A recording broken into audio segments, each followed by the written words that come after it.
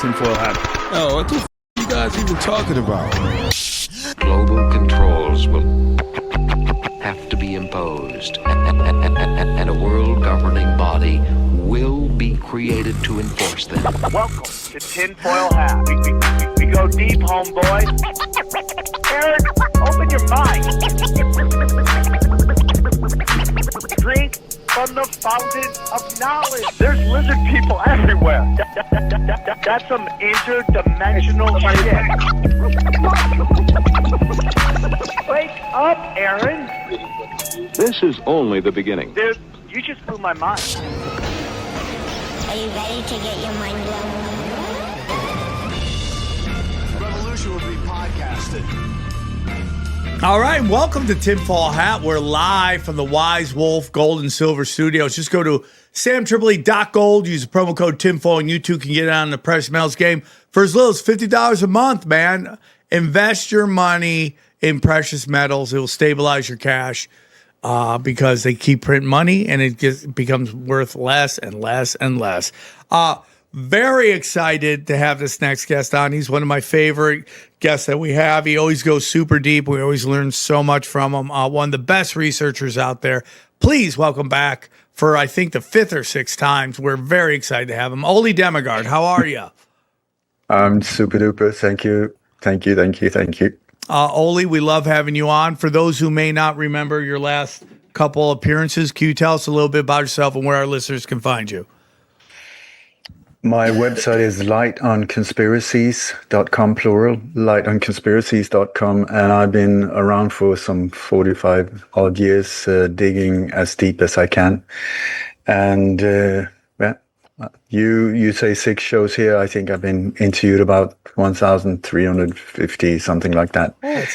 So I've been doing my absolute utmost to expose things because I was born as a confused individual. I'm still confused, but on a higher level.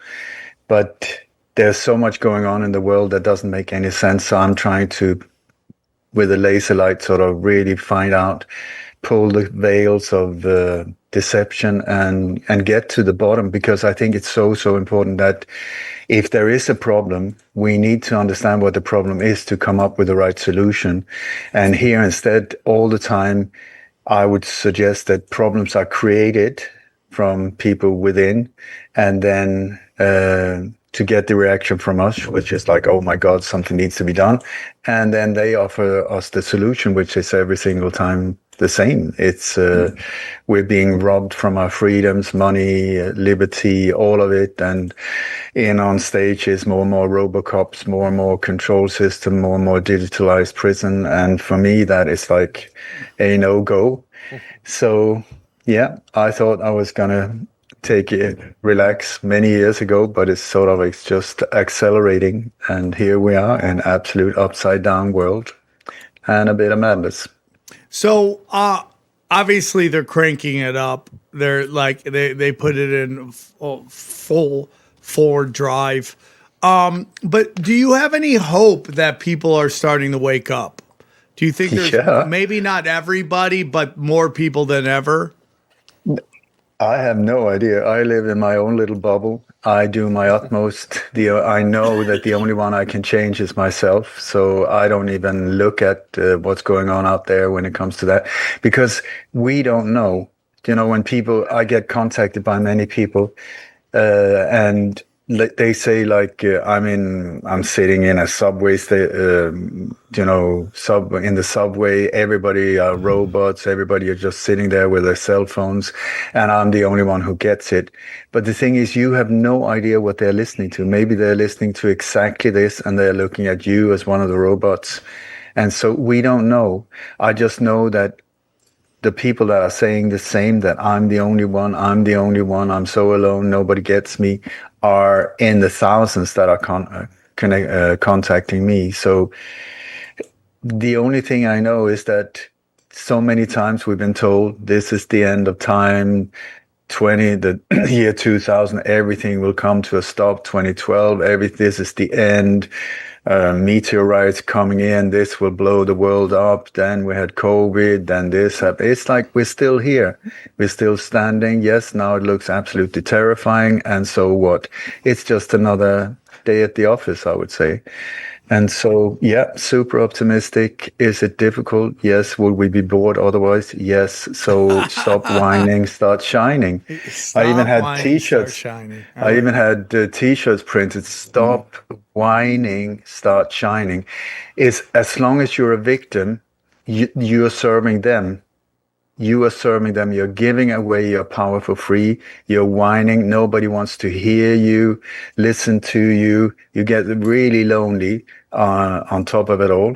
So I would say, okay, deal with it. See, this is the cards I've been dealt. You know, I didn't know that I signed up for this crap or boot camp or whatever, but apparently I did. So this is it. Where am I? What have I got? What can I use? What talents have I got? And all of us can shape up, you know, get our thumbs out, get off the couch, you know, and do whatever we're here to do, which is to shine and become the absolute best version of ourselves. And that is not a coward version of yourself. That I know. So whatever it is, I would say follow your goosebumps. Whatever gives you goosebumps, that's the roadmap. Use your feelings as a GPS. When you're too frustrated, angry, anxious, depressed, all of that, it's a sign you're off track. You're off track. Your mind has gone off track. So you need use these feelings to say, whoop, instead of dragging myself down, let me see, where did I lose myself? It was back there. Okay, I remember that was when I felt like inspired and, passionate. In spiritus, inspired comes from in spiritus. It's when body and mind aligns, spirit enters. It's like you have to like this, boom, and then you get the downloads. And off you go. And I tell you, the fastest path in life, I think, people think from A to B is like whoop, but it's like this. This is the fastest one. So it's supposed to be like that. And it's supposed to be like a adventure trip with loads of obstacles and dragons to slay and princesses to save, or princes, whatever you like prefer. So that's it. I'm with you, Ole. You're saying a lot of things I've been really not only preaching but applying to my life. You bring up a really great point. I've been talking about this on a couple of my shows about. I don't think you can change the system. I think you have to learn to beat the system by showing other people how to beat the system. They beat the system. The system adapts to us. And what you said right there. A great example of that is Hollywood, right? Hollywood tried to force change by shoving DEI stuff down our throats, and everyone rejected it. And then the internet just went and showed everybody how to beat Hollywood. And now Hollywood has to kind of adhere to what we want to do. And, people like Ole been doing it for a very long time. We've been doing it a shorter time. I think in a couple days on the 13th or the 16th, I think it's the 13th, we will have 9 years. The show will be 9 years going strong, dude, which is kind of crazy. So you have to, that's how you beat the system. And one thing I go on. Don't even beat the system. Just do not interact. You cannot beat the system. It is rigged to mess you up. It is rigged to wear you out. It is rigged to control you. You have to sort of somehow mentally detach from it. As long as you're fighting it, you're in it. It's like a tug of war. If you've ever met a psycho or a sociopath or a controlling individual with strong manipulation skills, they throw out ropes for you. If you pick it up, you're lost. You cannot win against these people. So don't even pick it up. Don't fight. It's like you can't fight for peace. You have to be peace, but that doesn't mean to become a wimp. Like people like Gandhi, was he a wimp? Martin Luther King, was that a wimp? Jesus, I'm not religious, but I mean, that dude, holy moly, that was like I think the way I see him is he was like a super hacker, because he understood the system we're in, and he came to the understanding of like, okay, let me check this out. So you got love, you got hate, you got fear. So what works in life, and what he came to the understanding on a very early age was that in this spectrum that we're living in, this illusion, whatever it is, I don't know, but in this virtual reality or real life, anyway, there are frequencies. Everything apparently is frequencies. Yes. You got the table, that's a frequency that is more dense than the air.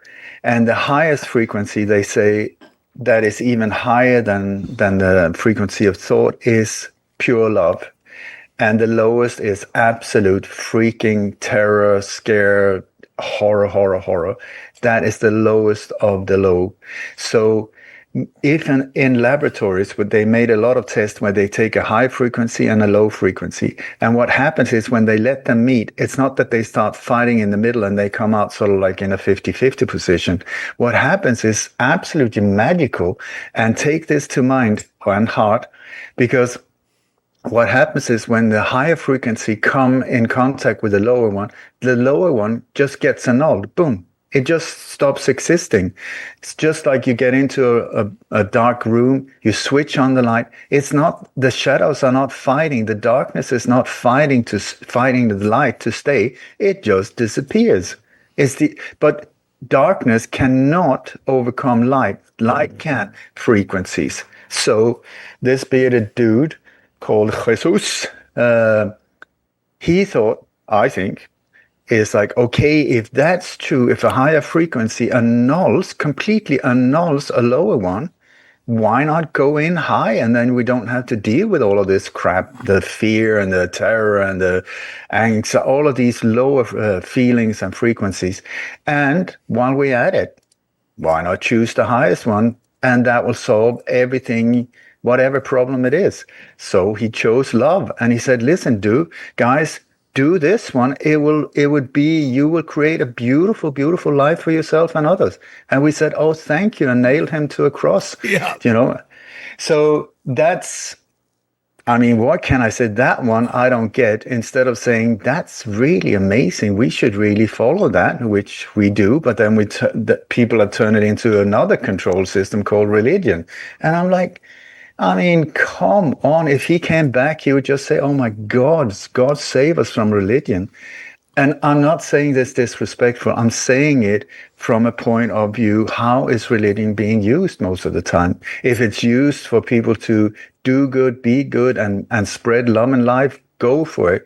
But I see a lot of different things. I couldn't agree more. 100% higher vibrational, higher frequency behavior brings in higher frequency opportunity and love and energy and people and all that stuff. And we're just saturated in instant gratification and a lot of that stuff. If it's too easy, it's probably not good for you. And just people want to get out of their head, man. They just want to get out of their head. And really, they just don't want to feel. So much of our current culture is about numbing you out, whether it's a drug epidemic,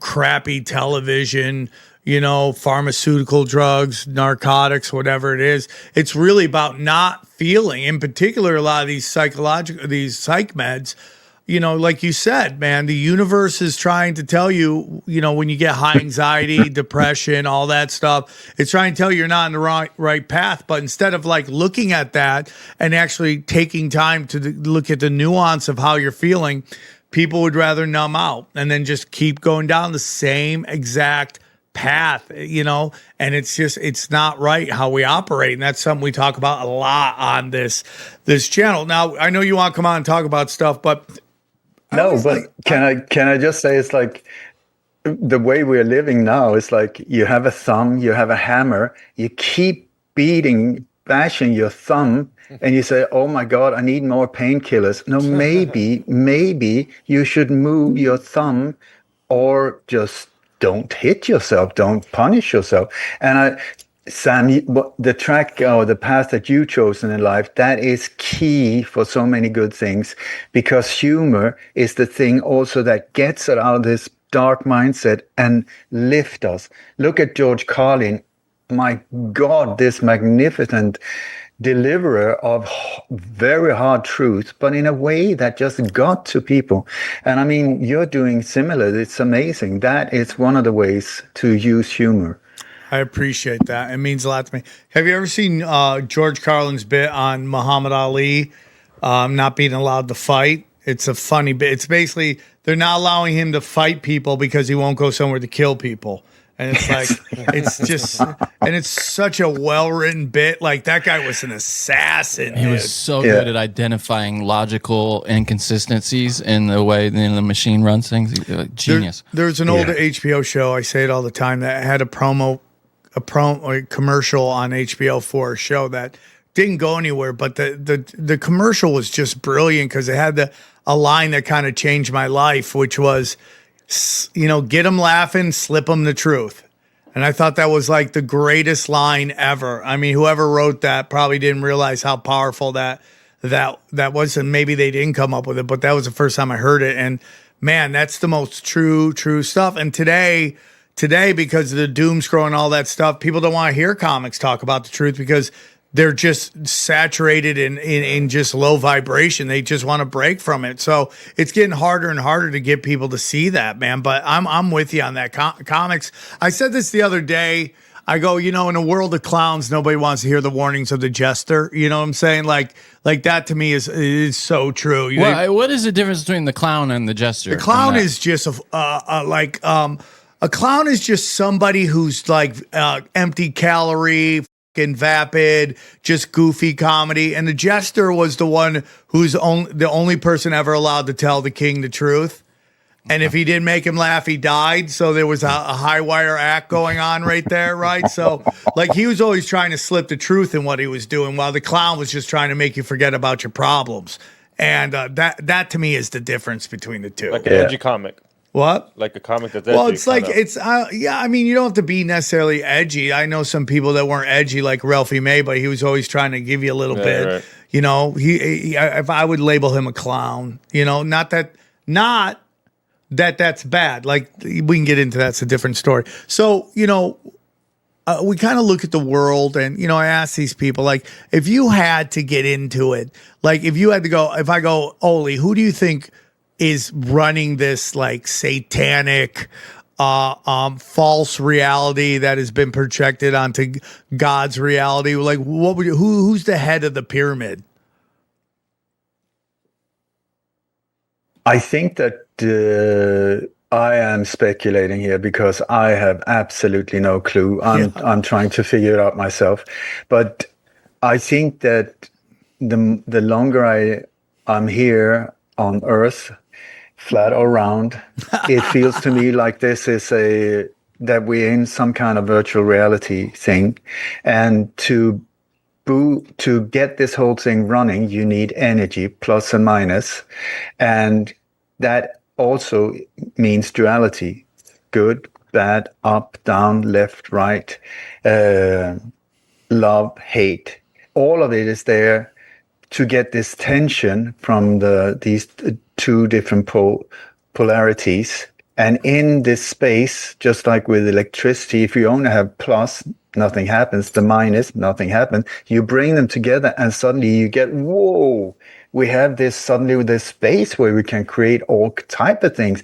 My God, I can become a serial killer if I want to. I can become a saint if I choose to. This is amazing. What can I do with this? And so it's like a spiritual gym. And you said it gets harder and harder. I have heard that all my life. People say, yeah, it's just getting harder and harder. And also, it's going to get worse before it gets better. Says who?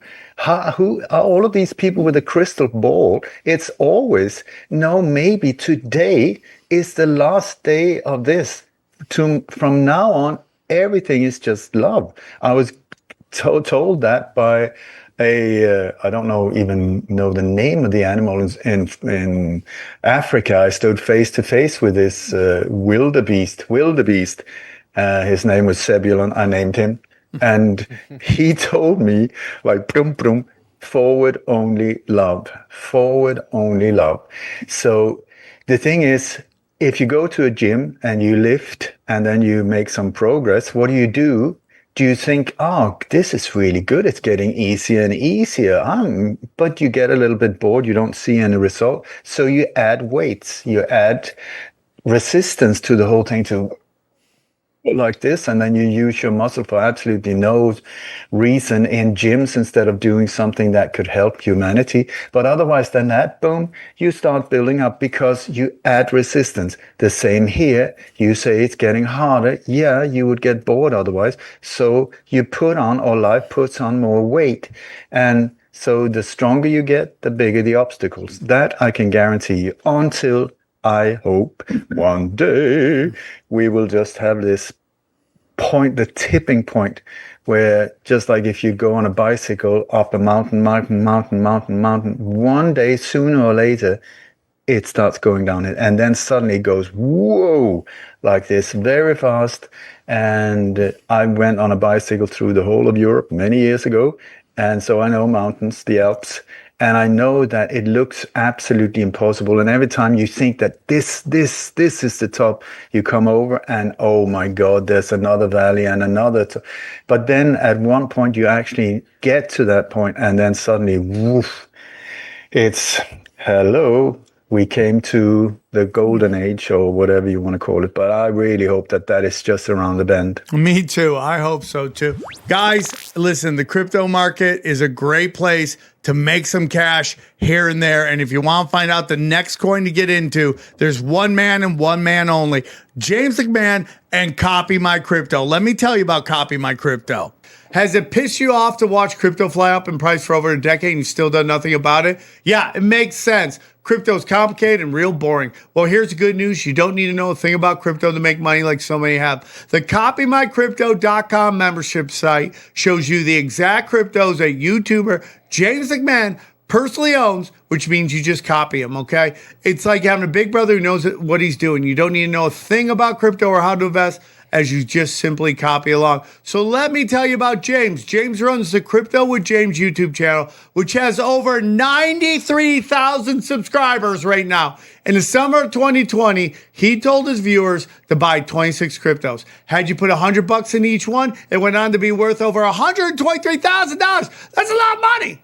Of the 26 cryptos, his top pick of the year, the one he singled out, called Phantom, went up 692 times. That one call alone retired a number of people, including guys and gals in their 20s and 30s. Remember, this is public knowledge. You can go to YouTube and verify for yourself. If you'd like to join the 2,800 members who copy James, then pause what you're doing right now and head over to copymycrypto.com/TFH. That's copymycrypto.com/TFH. Okay, you'll not only find proof of everything that I've said, but our viewers get full access for just $1. Okay, yes. You missed out on Bitcoin, maybe a little bit by chunks, but you know, there's over 2 million other cryptos. Do you really think you miss out on all of them? Guys, don't waste any more time. Go to the site and read it. Okay, once again, that's copymycrypto.com/TFH. It's ended money worries for so many, it just may do the same for you. And we thank James for sponsoring the show. Hey guys, real quick, if you want to look good, feel good, dress nice, especially for the cold weather, there's one place go, one place only, and that's our good friends at Quince.com.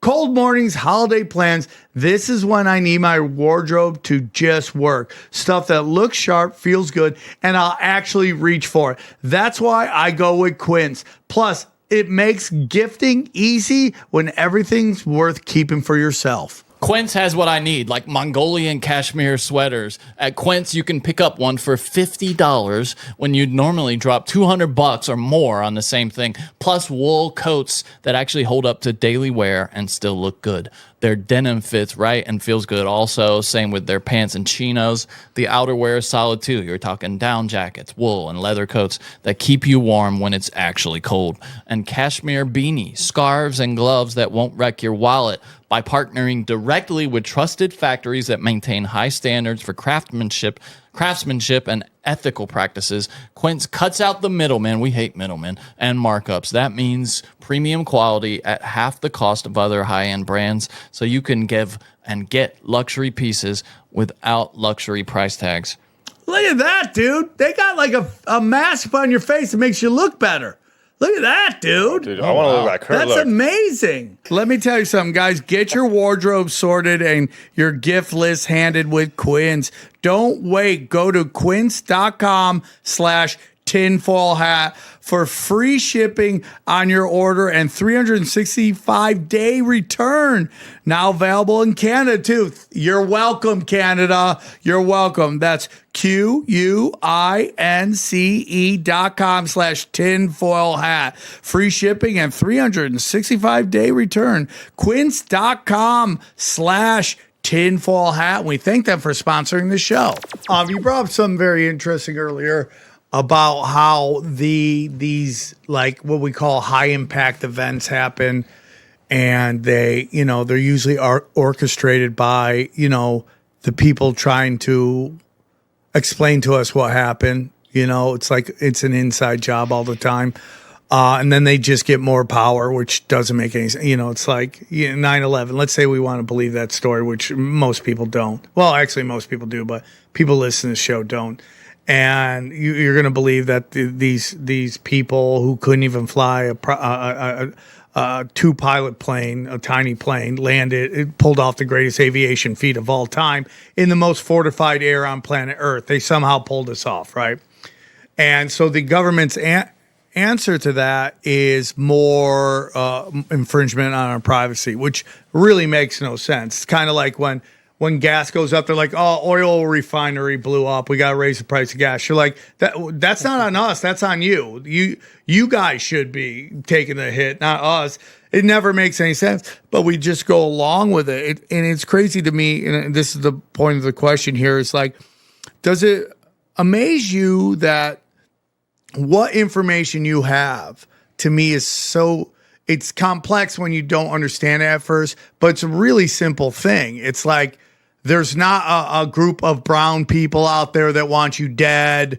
There's not a political group that wants you dead. It's like this group of small elites who are manipulating all of us. And if we stop having emotional reactions in the way they want us to, we could win. To me, it's just so much simpler when you take a look at that. It's like, it's like they're like, you keep hearing Zionists say, "Oh, there's going to be another 9/11. I'm like, why are you guys the only ones saying that? Like, why are you guys saying that? And they kind of paint themselves into a corner where, like, if something did go off, most people would think it was Israel. So, like, does it astound you that people don't want to hear what you have to say sometimes?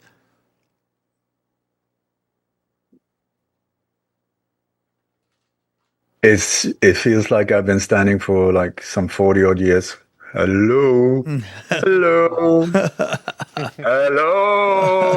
hello. Something is happening here. Maybe we should get out of the way.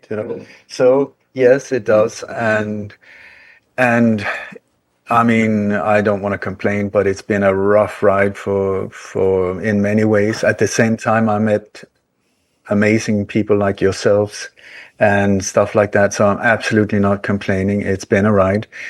But I didn't answer your question before. You asked me who is in charge of the dark. And I think it's this dude who eats with a fork and who's in the sun.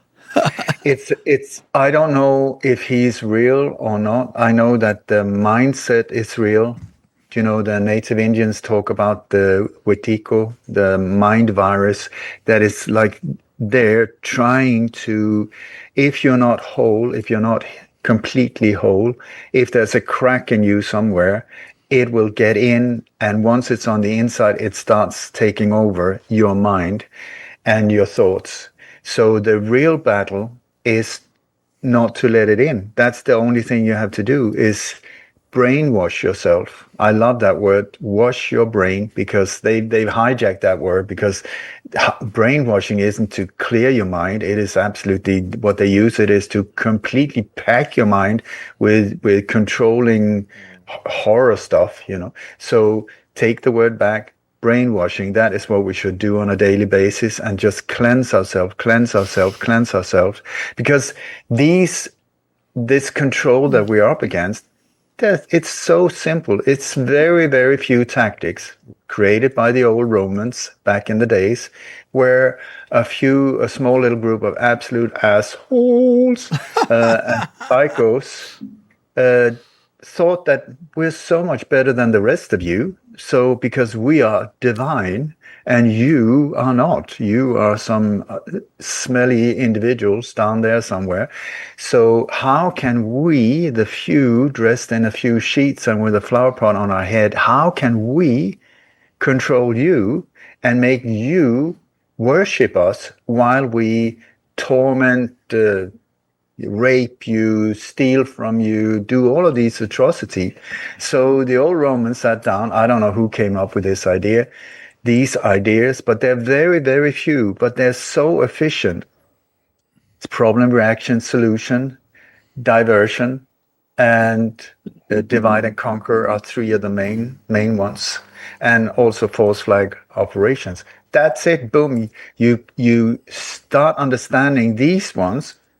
You're home. It's Bob's your uncle. It's because then you can start seeing through this whole crap, because it's like very, very, very simple, and all of it based on fear. So if you don't want to play the game, we were talking about with these before, it's just let go of fear. That's it. Free yourself, free your mind, just like they sing, free your mind, the rest will follow. That's it. Free your mind from fear. If you're not fearful, you cannot be controlled. That means you're free. And the reason they want you to be fearful is because that's where you're in a low frequency where they can control you. They want you down in the mud, face down, with a boot on the top of your head. That's where they want us, like barely surviving, buried in debt and buried in guilt and anguish and all that type of thing. If you say, listen, I'm so not going to buy into this bullshit. I've seen through it. Why should I? And you just free yourself in the mind and you start living free. I mean, most of us don't walk around with chains and padlocks around us. We can actually do things. We can move to the left. We can move to the... And if you start living like that, like if you are free, which you are in this virtual reality, if you start thinking about it like that, because then you're just the observer of your avatar, in my case, this one, playing out life. Then suddenly things will happen. You free yourself. How do you do that? One of the things is there's this incredible remote control that works with a lot of devices called TVs, smart, wrong spelling, it should be EVIL, but otherwise than that, you press this magic button, it's normally red, boom, it goes black, it goes dead. Because when you think of it, where does all this crap in your life comes from? Where does all this anxiety come from? Most of the time, it's through so-called information that comes via screens in front of you. Dipped in dopamine so that you will be constantly fed and you can't let it go, and you're just like, boom, boom, boom. We're back to the hammer. Like thumb, hit me. Oh my God, I hate pain. Do you really? Boom, boom, boom. Look at me. I even got a black thumb. Anyway, so the thing with fear is like when you think of it, what is it? Where is it? Is it underneath the table? Is it underneath the bed? Can I go down the road, buy some? No, you cannot. So where is it? It's in the mind. So is my fear in everybody's mind? No, it's only in my mind. Okay, so that means that it's in this square space here. Who can control it? Well, there's one individual where it's attached to. This one, okie dokie. So I'm in a limited space with thoughts or emotions, because apparently it is like an emotion. It is not even a thought. The thought will just feed it, and then it starts stirring. So the thing is, so what is fear? What are you afraid of? Is it something that happened when you were a child? No. Fear is that it will be repeated. So it's actually always connected to the future. And it has not yet happened. Even if you got a gun to your head, it still hasn't happened. It's a gun. Maybe it's not loaded. Maybe it will misfire. Maybe it's made of licorice. Who knows? Nothing has actually happened. Only in your mind. You're terrified. Why? Maybe there's nothing to be terrified. Maybe it's a joke. Maybe it's a prank. Maybe it's I'm not saying play with death, but in another way, I'm saying we will all die one day. So we might as well start, okay, I'm in this situation where I feel threatened, but fear is connected to the future. It has not yet happened. So when you think of it, pure speculation. So pure speculation, something that has not yet happened in a limited space that I can control. And then most of us live driven by fear. Come on, what a waste of life. Yep. I don't get it. I mean, I've been more scared than most people, I think, over the years, but for what I thought real reasons. But I mean, when I think of it, and worry is another one. Has worry ever led to a solution? I don't think so. It's like when you free your mind, you rest, you lie down, you start dreaming, and you marinate your whatever the problem is, and boom, I would say that you got a problem. The solution is always very close. You think it's way out there. It's not. It's just that you can't see it. Maybe it's too close to your face, or you're too scared to do something about it. But it's there. The solution, the problem never comes up without a solution. Yeah, I totally agree with that. I talk to a lot of people in recovery, and I'm always like, the anticipation is always worse than the event. It's never as bad, but you put yourself through this ring mill of just emotional and an emotional roller coaster. And it just, at the end, it ends up either working out or not being that bad. So why put yourself through that? Yeah, the things that you should be worrying about are the things that you'll never imagine. You know, they're the things that just kind of catch you. It's so crazy. But you know, we've had guests on, and they've talked about how the human animal is the only animal that is in a constant state of fight and flight. There's no other animal like that. Where through our media, through now our social media, we're constantly being bombarded with destruction is around the corner. And, you know, take that 3-eye atlas thing. Like, you remember when the Israeli guy was like, hey, dude, you better go on your vacation right now. Take your vacation days because it's coming to an end. And everyone's like, oh, well, what's going on? And what happened? Where is it? I'm not saying I don't even believe in it anyways, but, you know, something could happen, but am I going to sit here and get all nervous about it? Am I going to get nervous about nuclear war? Those things I can't control. And it's like, that's what brings you down into the low vibration, the sad, the anxiety, the depression. That's what leads you to that. And that's where they want you, because you're more easily manipulated. But Sam, we've gone through already a few of these sort of called facts. Okay, we oil shortage. There was a guy that I really, really, really, really admired, one of my few so-called heroes. His name was Fletcher Prouty. He was in the Pentagon. He was in Black Ops for many years. And he's the guy who's portrayed by Donald Sutherland as Mr. X in the JFK movie. He was super, super intelligent and so into many things, and became a whistleblower after the JFK assassination. He was the guy who they sent down to the South Pole because they didn't want him close when they took out JFK. Anyway, so this guy was also into all kinds of train industry, oil industry, all of these in the later parts of his career. And what he found out along the way was that oil is the second most natural fluid on Earth. Yes. It is unlimited. It is unlimited. It's being created all the time. Fossil fuel, that is called, was a term that was created by the Rockefellers. They managed, because they found this black liquid on one of their properties, and they thought nobody wanted it at the time. So they thought, how on earth can we make this valuable? And so they made it rare. They call it fossil fuel, but fossils means it's something that has been alive, that is now dead, and from that we have created this whole thing. Crazy listening to that, dude. But then when you have fossil fuel, that it will only go to a certain depth under the surface, because this is the part where fossils will have died and this whole thing. But now we're drilling for oil like so much deeper. How is that possible? It is not. And also there was an oil shortage in the 70s. Here we are still around. People were freaking out. It's the end of oil. It's the end of oil.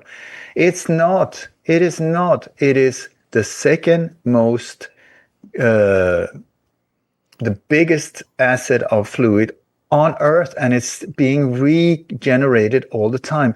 We are in the grip. They've got us by the balls thinking oil is the way, when there's loads of free energy, water-driven cars, all of these type of things. It's already invented. But the oil industry, we're back to the same dudes there with this controlling, I don't know what they have in their mind. But anyway, so we're back to the same ones, where in this case, symbolized by the Rockefellers, who is one of the main core, I don't know what to say, but things that you got in your butt that you don't want there. So yeah, that's the oil one.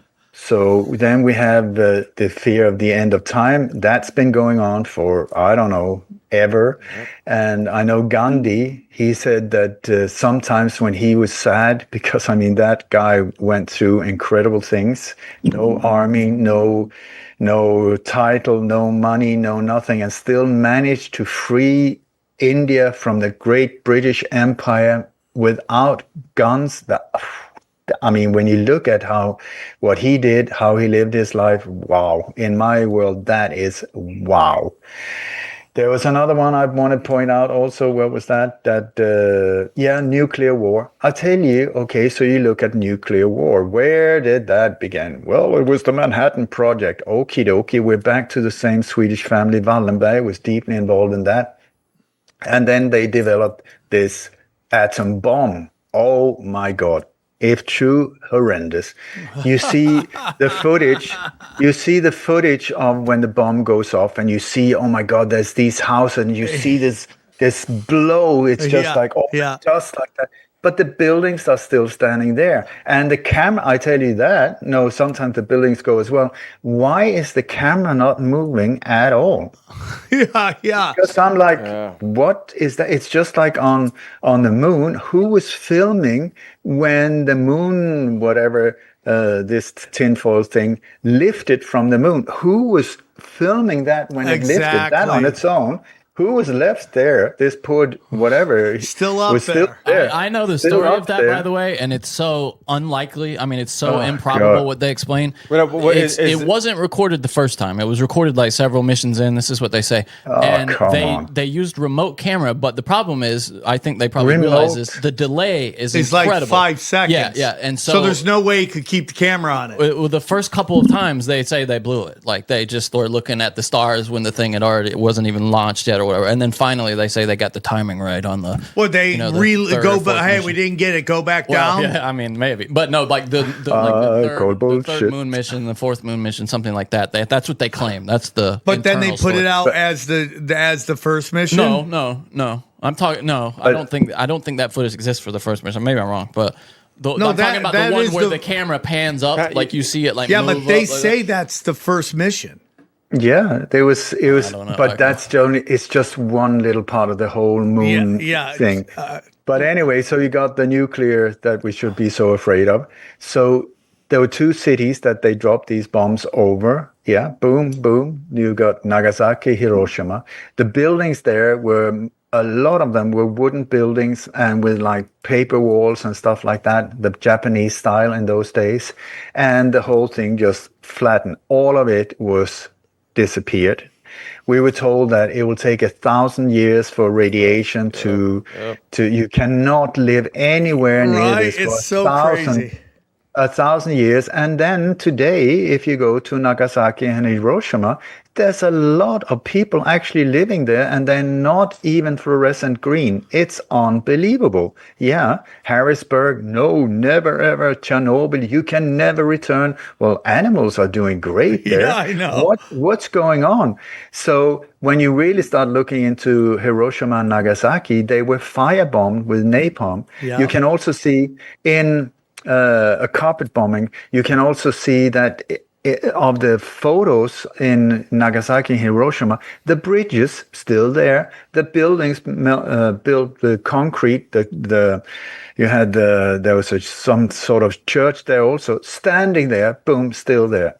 What's going on? We're being lied to. There was this guy in the 70s with, he was doing a lot of touring, talking about radioactivity. He had this Geiger meter. He said, okay, this is a radioactive, whatever that was. Beep, beep, beep, beep, beep, beep, beep, beep, and he just swallowed it. He was swimming around in nuclear power, what do you call it? These reactors. He was swimming around them. Yep. He built all the reactors, and he said he would swim in the water. So do we think so can you live?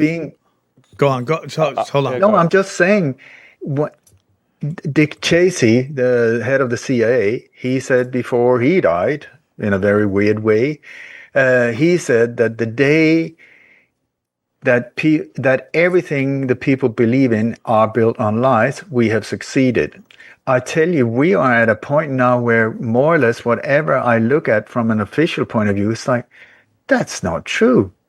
That's not true. Yeah. That's bullshit. Yeah. That is, and I don't say that easily. I really dig, but I come to the same conclusion. And so like, I'm just standing scratching my head like, what on earth? So I live my life saying, okay, so it's upside down. Black is white, white is black. That's the world of the CIA. We're behind the mirror, meaning that anything they will offer me, saying it's good, stay away from it. Everything they try to ban, look into it, because that might be really interesting. And that's just the way it is. It's like the other way around. Flip it. If you think the world is mad, not at all. It's just upside down. It's inverted, and that's the satanic point of view. We're back to the guy with the horns and the four. Everything's inverted, and it's just, especially the internet, like what's real on the internet. And what happens with the internet is to percolate to the top of the algorithm, you have to do the most extreme thing. It has to be a completely extreme thing that you don't see every day, which catches everybody's eye. But that's all we see because that's what's going viral. So that becomes what we believe is the norm, which isn't the norm. It's like Johnny and I discussed on Broken Sim about women getting mad at me because I've been calling out these crazy chicks. And they're like, we're not all like that. And I go, yeah, I know. I'm not talking about you. I'm talking about the chicks who percolate to the top of the internet and are just absolutely out of control. See, but they make the standard high now. Yes. Where now other crazy. Now your crazy is not as crazy as this girl, but it's still crazy. Yeah. As to what my dad had to deal with. Yeah, 100%. It's just monkey see, monkey do. So they see it all over the internet. They see all the likes. All of it is programming, dude. Same thing with the internet. I mean, like, nobody went to jail for weapons of mass destruction in Iraq. It's crazy. The only person who's gone to jail for the torture program was the guy who ratted everybody out, reported on it. You know what I'm saying? Like, he's the only, nobody's gone to jail for the torture program except the person who released the secret of the torture program. That's John Kiriakou, the CIA guy. He's the only one, which is just like, isn't that crazy? Yeah, it's crazy. Nobody got in trouble for that. No, it's inverted. It's not crazy at all. You're totally it's right. Inverted. Yeah, totally. Hey guys, real quick, I'll tell you about our good friends at Helix Sleep. Listen, it is getting colder outside, means you're indoors more, and that means you're on your bed more, and you need a better mattress. Whatever you got is lumpy and old, you need a hot new mattress, one that makes you feel good when you lay down. And there's no better place to go than our good friends at Helix Sleep, okay? Helix Sleep has a quiz for you. You just go answer a couple questions, bang, they'll tell you exactly what mattress is perfect for you. I love the Midnight Lux. I sleep on my side. I mean, like, they got it down to a science, dude. There's no better place to go. It's award-winning. Let me tell you about Helix. It is the most award-winning mattress brand, okay, tested and reviewed by experts like Forbes and Wired, okay? Helix delivers your mattress right to your door and with free shipping in the U.S., okay? Rest easy with seamless returns and exchanges. The Happy with Helix guarantee offers a risk-free customer first experience designed to ensure you're completely satisfied with your new mattress, okay? They got a 120-night sleep trial and limited lifetime warranty, okay? I've had my Helix Sleep for literally years. They've been one of the longest running sponsors on our show, and I love it. I sleep like a baby. How about you guys? Dude, I make the magic in there. All magic in that. Oh, Midnight dude, I can't Deluxe. imagine the sounds and smells. Mexican sounds. Oh, yeah, for sure, dude. Yeah. Johnny? I love mine. I get a terrific rest compared to, and I've had mine for years too, and compared to our old horrible mattress we had before, it's like being in heaven. Yeah, I mean, like, oh, how has it changed my life? I sleep. I get sleep. I'm not on a lumpy old mattress, make me feel like I got a saggy diaper. Nope. I'm sleeping like a baby, a little baby. So here's what we need you to do, okay? Just go to helixsleep.com/tinfoil for, oh my God, are they really doing that? That's right. Their Cyber Monday sale extended 20% off site-wide. That's 20% off site-wide. This is all you got to do. Just, again, go to helixsleep.com/tinfoil for 20% off site-wide, okay? 20% off site-wide, okay? Make sure to enter our name into the post-purchase survey so they know we sent you. And one more time, go to helixsleep.com/tinfoil for 20% off site-wide. And we thank them for sponsoring the show. Hey, guys, real quick, I'll tell you about our friends at superpower.com. Listen, the most important thing in the world is your health. Without it, you've got nothing. And every year, billions of dollars are spent on gifts that gather dust. But the greatest gift isn't something you wear or display. It's you're feeling your best, okay? Superpower helps your loved ones take control of their health so they can feel better, live longer, and have more time with you. Superpower is a new kind of health platform that helps you finally get answers about what's really happening inside your body and what to do about it. One simple lab test measures 100 plus biomarkers. We're talking hormones, metabolism, vitamins, minerals, thyroid, heart health, and more. You or whoever you get this for will get a full health report and a personalized action plan built by clinicians, including nutrition, supplements, and lifestyle guidance. For just $199, every gift membership comes beautifully packaged in a free Superpower gift box. That's a $49 value, ready to wrap and give. It's a thoughtful, life-changing gift for your partner, parents, or even yourself. And here's the crazy thing. Most of these companies, guess how much they charge? Guess how much they charge? Thousands of dollars. But with Superpower, guess what? It's only $199 per year. That's it. Simple, easy. So if you want to get your health or get your family members or friends' health on track, so go to superpower.com/gift to get a free $49 premium gift box with your gifted membership. After you sign up, they'll ask you how you heard about them. Well, please mention this podcast to show support. And we really do appreciate them sponsoring this show. It's through the Bank of International Settlements, all the centralized banks. They've completely funded and bribed everybody to push the satanic agenda on everybody. And it's just the way it is. Again, it's like, are you lining your free will with God's plan? And most people aren't. They're just taking the instant gratification way out on everything. And it's sad because when you do that stuff and you want the instant gratification and you don't get it, like there's a lot of people that do like clout clout chasing stuff where they'll like down like a handle of liquor, and then you go look at their Instagram and no views, and you're just like, you're sad. That's the OnlyFans models. Yeah. Like most of them are making $20 a month doing unholy stuff, and now they have the stigma of being an adult film star, and they can't even go get a real job because it's instant gratification. So all these big events, Ole, we've had you on several different times for following big events. The Vegas shooting, you broke it down for us, which was really well done. Now we got this Charlie Kirk situation, and I'd always said, like, if you cite the last 20 years, they just repeat the playbook over and over and over again, right? And 9/11 was Pearl Harbor, and then you can go through all the other stuff that they had. And the only thing we hadn't had was a high, very public, high impact assassination, and we got it. And there's so much craziness with that whole thing. But do you have any thoughts on any of that? Yes, Sam, I do. I had taken a step back because I was burned out a year ago, and I was in Japan when this thing happened with Charlie Kirk, and I just said to my sweetheart, listen, this one, I don't know what's going on, but this is on a different level. The speed that this is taking, the multi-layers that this is moving on, I need to look into it. So she said, not a problem, go for it. So I thought I was going to do like a week of deep research. It turned out to, I don't know, it's just ongoing. And I did 2 webinars. Please go to lightonconspiracies.com.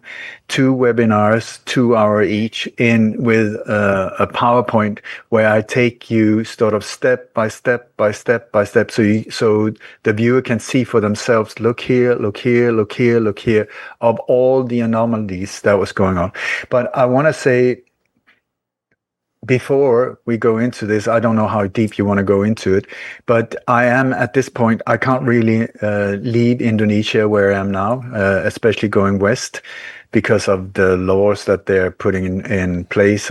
In Sweden, I've even been informed that I might face up to 18 years in prison for speaking like this. Whoa.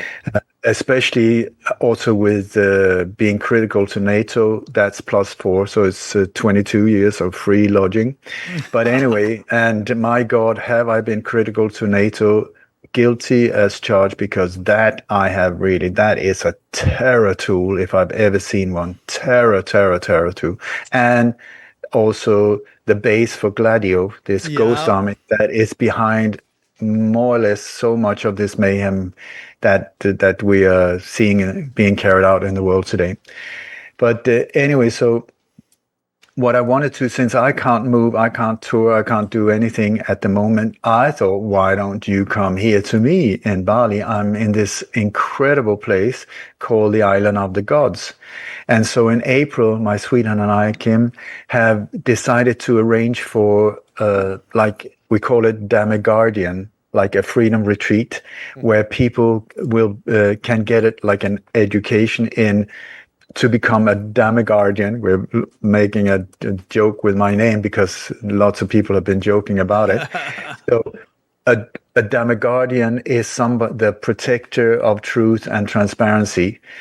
And so for 7 days, it's from the 18th to the 25th of April, I am going to take you on a journey. It's going to be a fun ride, but also intense, very relaxed, very funny and intense, where I take you step by step by step by step by step, how to decode reality and find the hidden clues, because they hide clues about upcoming attacks. That's also why these the ones you were talking about, they're saying that this is going to happen, this is going to happen. The people that are actually doing it, it's because the law of karma, they're freaking out of the law of karma, and very scared that the consequences will end up on them who are carrying it out. So the way they see it is that if they tell us even in subtle ways what they're going to do, and we don't react, then the bad karma is on our shoulders, not theirs. That's why they leave all these hidden clues.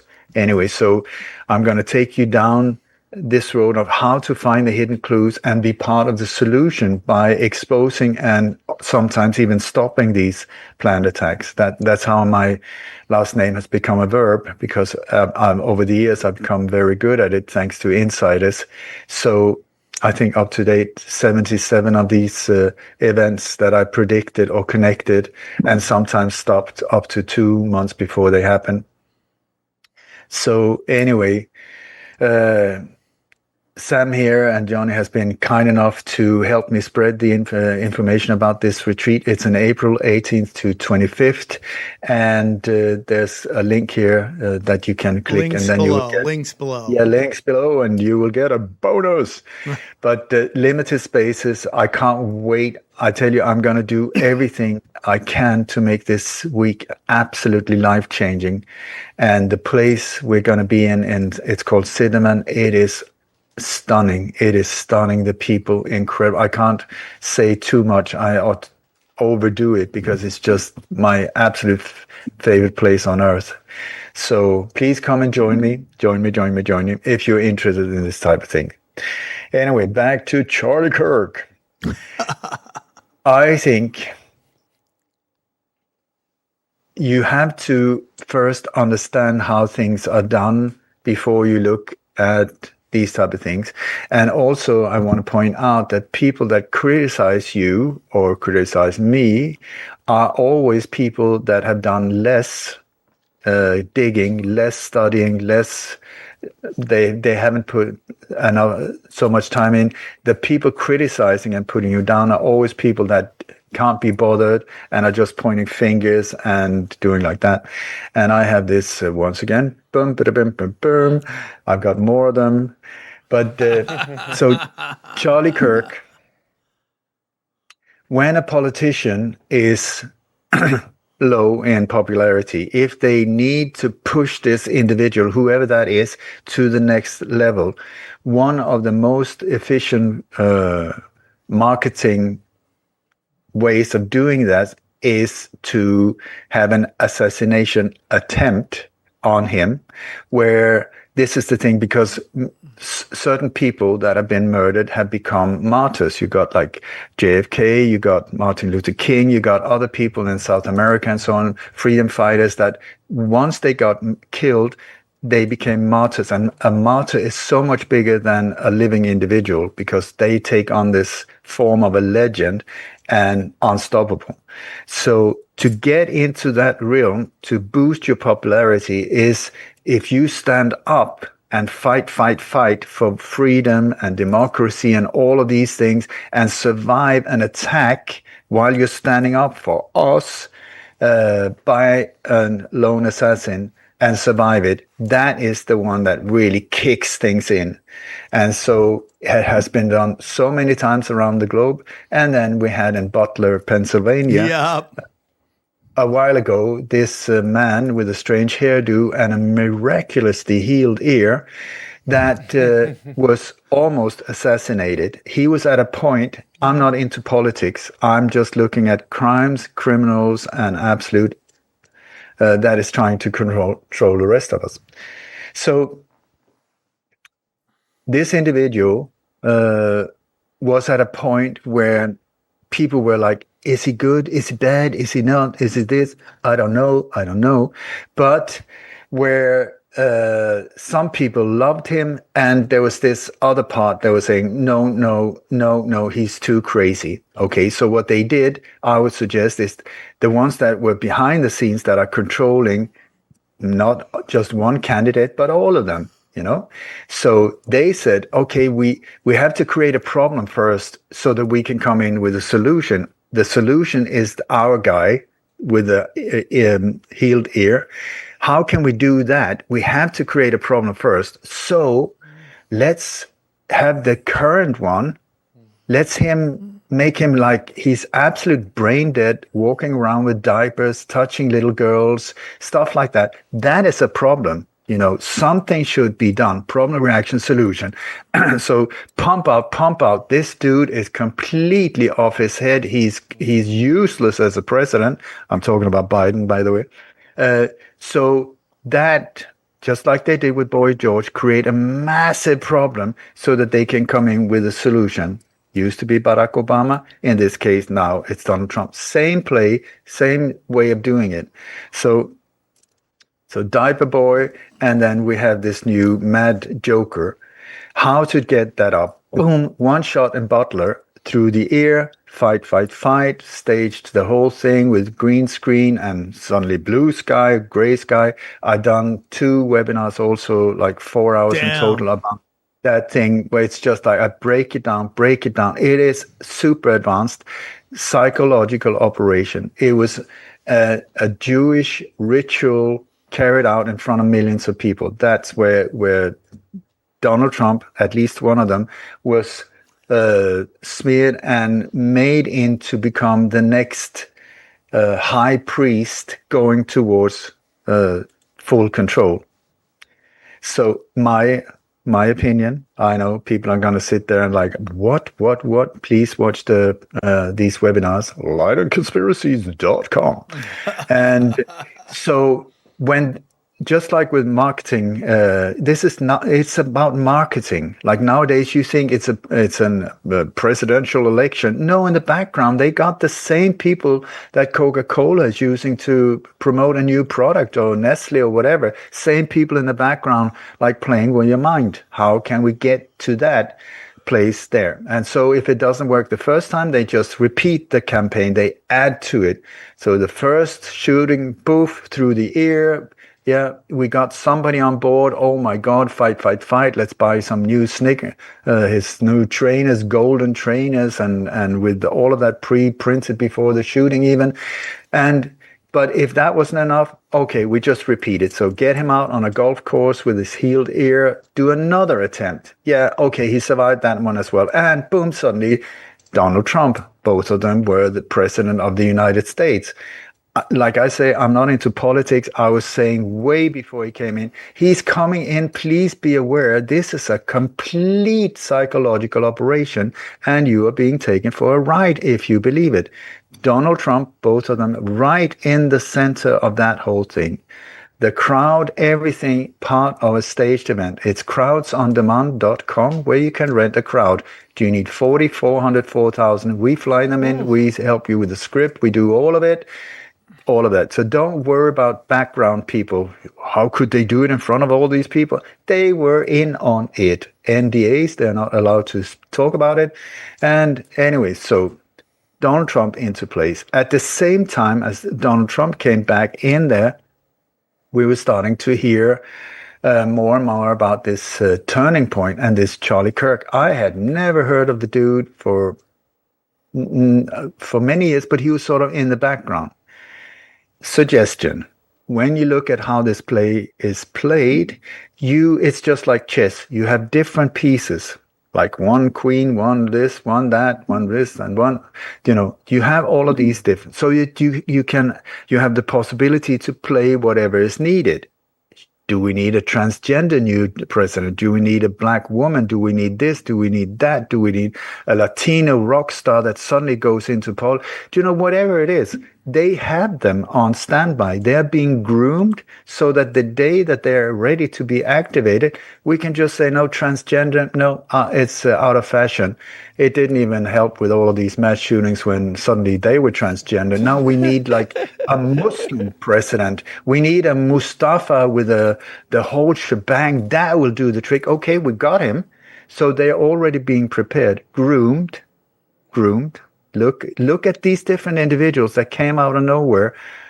Barry Soetoro, Barack Obama, sorry about that, former CIA operative, Mr. Renegade, came in from Afghanistan where he was training the Mujahideens, and then he came because he was a super nice, good-looking, gay, not gay, married to Michael, but otherwise than that, he was fantastic with his voice and all of that. So the only thing he needed was promotion through the TV series 24. Boom, looked at how they got him in on stage. And in he came as a rock star, best president ever, Time magazine, before he was even elected. That is impressive. So anyway, so here we are again, same setup. We need to get this dude with the hairdo in on stage, how we get him in there, because we just can't put him there, because then you people are going to think that their vote doesn't matter. Oh my God, we can't have that. So we have to make you think that you count, that you have a value. You do not in their eyes. But anyway, so the game is rigged to start with, but they have to make you think that you're making a difference. So, okay, so in he came on the whole shooting. Without the shooting, I don't think Donald Trump would have been where he is today. I think most people can agree on that. Now we're sitting in a situation like, who let this loose madman do all of these things? Well, we did, by accepting these type of things. So back on track, turning point. Charlie Kirk came out of nowhere. This, once again, good-looking, charming, very good at arguing with people or debating with student colleagues. And that's, as far as I know, that's where he came in. He was just really good at arguing with people, and that was it. And then somehow he came up to a position where he was mingling with Benjamin Netanyahu, Mr. Terror himself. He was like in Air Force 2. He was like, I don't know, but how on earth is that possible? So let me just take you back to before the shooting. There was a movie in 1998. I'm sure many people have heard of it. It was called Snake Eyes with Nicolas Cage. Nicolas Cage, by the way, he's already, if you're into Freemasonic symbolism and obelisks and pyramids and stuff like that, Nicolas Cage has already prepared his own tombstone, which is a pyramid shape tombstone. Freemasonic, if I've ever seen it. Many of his movies also. I like Nicolas Cage, so I'm not saying anything like that. I love Nicolas Cage. I'm a huge fan. There's a lot of Freemasonic stuff on the posters, in the layout of the movies, and so on. So anyway, let's just speculate and say he could be part of this. But otherwise than that, many times people are also being used without knowing it. You know, it's not him who designed the movie posters. It's not him who designed the background and stuff like that. So who knows?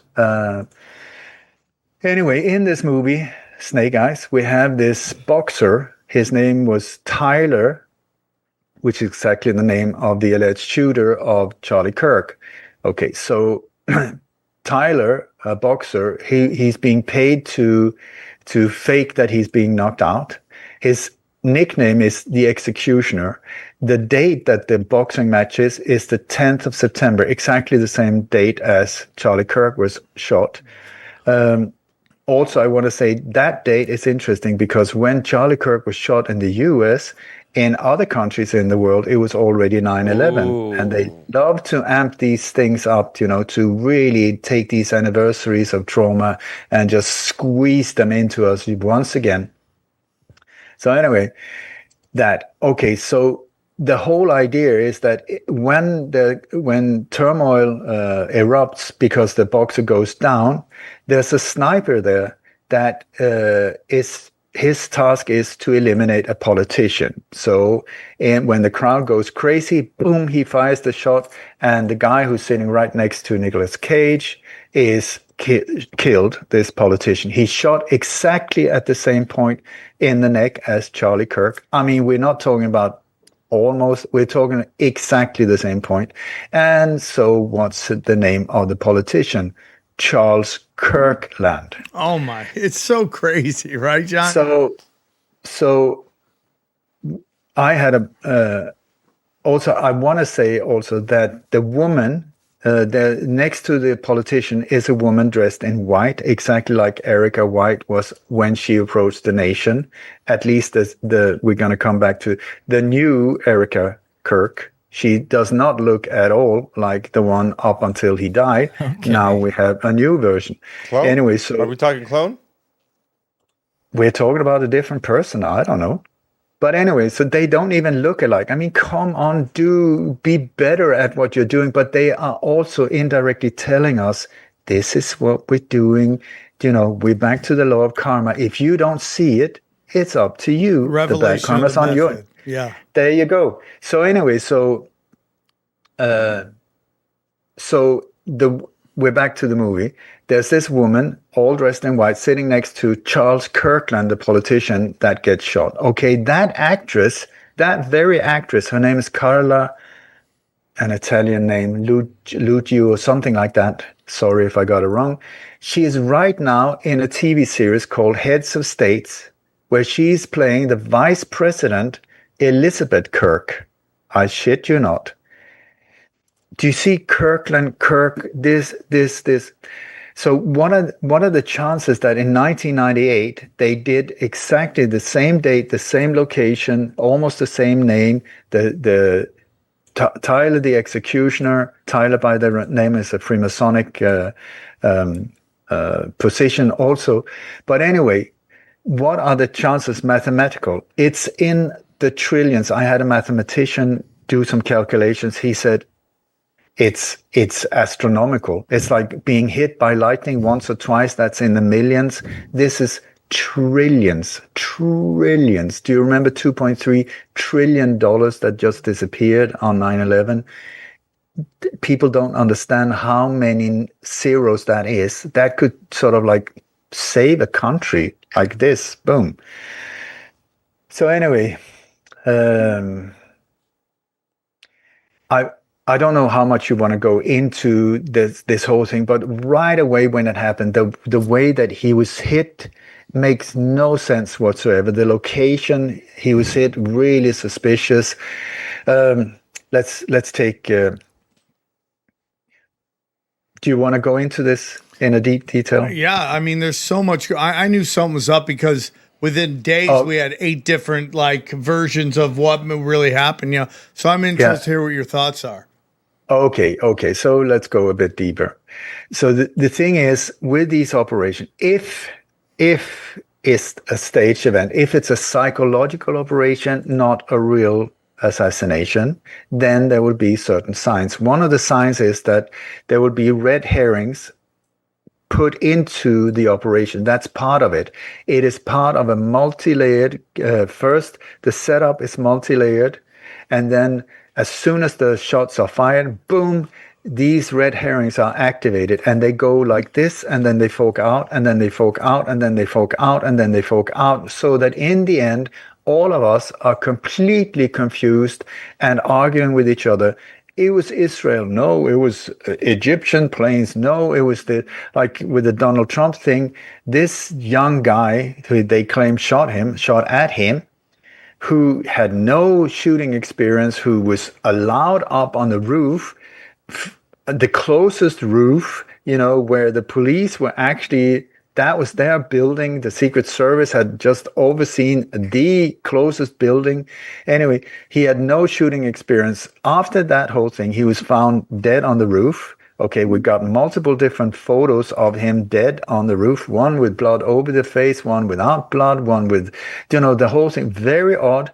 That on its own. Then there's more than one. Then they say, no, it was not this one. It was this one. Here it starts forking out. Then suddenly he was in contact with the FBI. Then he was an informant.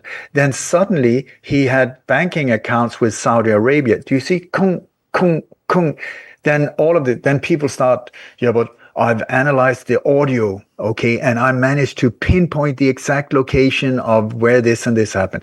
Who gave you the audio? I'm just asking, who were you there recording it, or were you not? This whole thing, and then that forks out. No, there was one shooter, there was 3 shooters, there was 2 shooters, there was all of that is set up to just fork, make us more and more confused and get away from the main focus, which is, did it not even happen? And if so, why? To get Trump into position. So here we are, very similar setup. We see the shooter, once again, he's said to have, it's almost a copycat operation of the Donald Trump assassination attempt. So The building itself that this dude got up on, it was called the Lucis Center. It's almost like Losers, but if you go down on Google Map, it says absolutely nothing about Lucis Center. It says UVA, which is for military veterans, education for that. And by the way, the CIA, the NSA, the FBI, and other government agencies have had courses and workshops in that very building. Israel has donated $2.4 million to that exact building. That's kind of interesting, I would say. We got the dude up there. He fires one shot. You got here the thing like, I've been to war zones. My body is still like jumping like hell if there's loud sounds like this.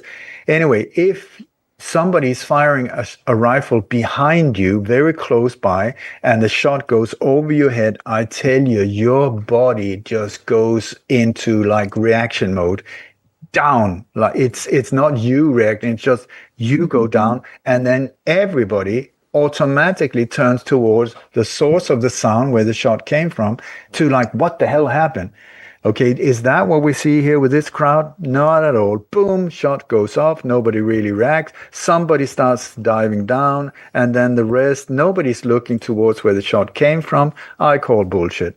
And then you start really looking into the crowd. You start seeing you got like what looks like crowd controllers that are doing like this, and then people go down. That's a movie set for you. That's not a real event. Then when the shooter, they say that he's filmed, so we know it's true. We know that it's for sure that this is the real thing. Okay, so we got him filmed by a static CCTV camera. How do we know it's static? It's from a parking lot behind a school or whatever that building is. Boring parking lot. That is not moving. It's just, are you going to steal the car? I don't think so. I'm here watching you. But here we have the guy. He runs across the roof. There's all kinds of discrepancies there. Jumps down, and then he walks to the side. What happens? The camera starts following him like this, zooming in. Who is moving the camera? This also when he walks down the street and he's limping like this. Oh my God. Who is following? Who is moving the camera? At that point, nobody knew what really happened. Telling you, it's part of a psychological operation. That's how they do it. And so we see him also, and then they claim that he had this Mauser 3006. There's a lot of also they're implementing connecting to old national traumas. In this case, you got direct connection with the killing of Martin Luther King, with the stealing of the body of JFK from Dallas. The same here, the Charlie Kirk's body was stolen, put on Air Force Two and taken out of Utah before an autopsy, anything like that was done. Now they say, no. There was an autopsy done. We just don't have any protocols. There's no medical reports. There's no evidence shown. There's no technical proof. There's empty gun shells where somebody has managed to write, I don't know how long sentences. If you can get that down on an empty shell, good on you, but it's absolutely not true. So anyway, so we got the location where Charlie was shot as well. Very strange. It's outdoors on the back of his sign. It's called, that exact location is called the Nation of Flags. Okay, odd name for a place. But anyway, the layout is very... Also, when you look at from Google Map, you can see right away that you got the pyramid shape, the Freemasonic shape, with the capstone, everything in the layout. Okay, but then you got the location itself where there's like seven, it splits up in 7 different like plateaus where the audience was sitting and so on. But from above, you can see this is exactly the layout of a Jewish menorah, the 7-armed I saw that. chandelier or whatever you want to call it. And the middle one, where exactly this finger, where Charlie was shot, that one represents the death of Jesus or Jeshua. The death of Jesus, the sacrifice of Jeshua, exactly where he was at. So the shot was officially fired, and it went straight through the capstone of this pyramid shape type of thing and hit Charlie, who's sitting right in the location of the sacrifice of Jeshua.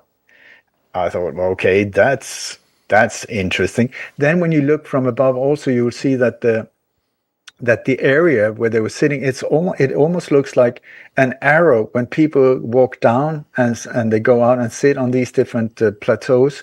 The path that goes down there is shaped exactly like an arrow, a massive arrow. You can't see it when you're down there, but you can see it from Google Maps.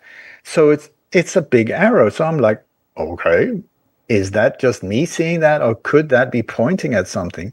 And so I asked ChatGPT, who normally not so good in geography, but I said, here's the coordinates, here's the angle, here's everything. Where is that pointing at?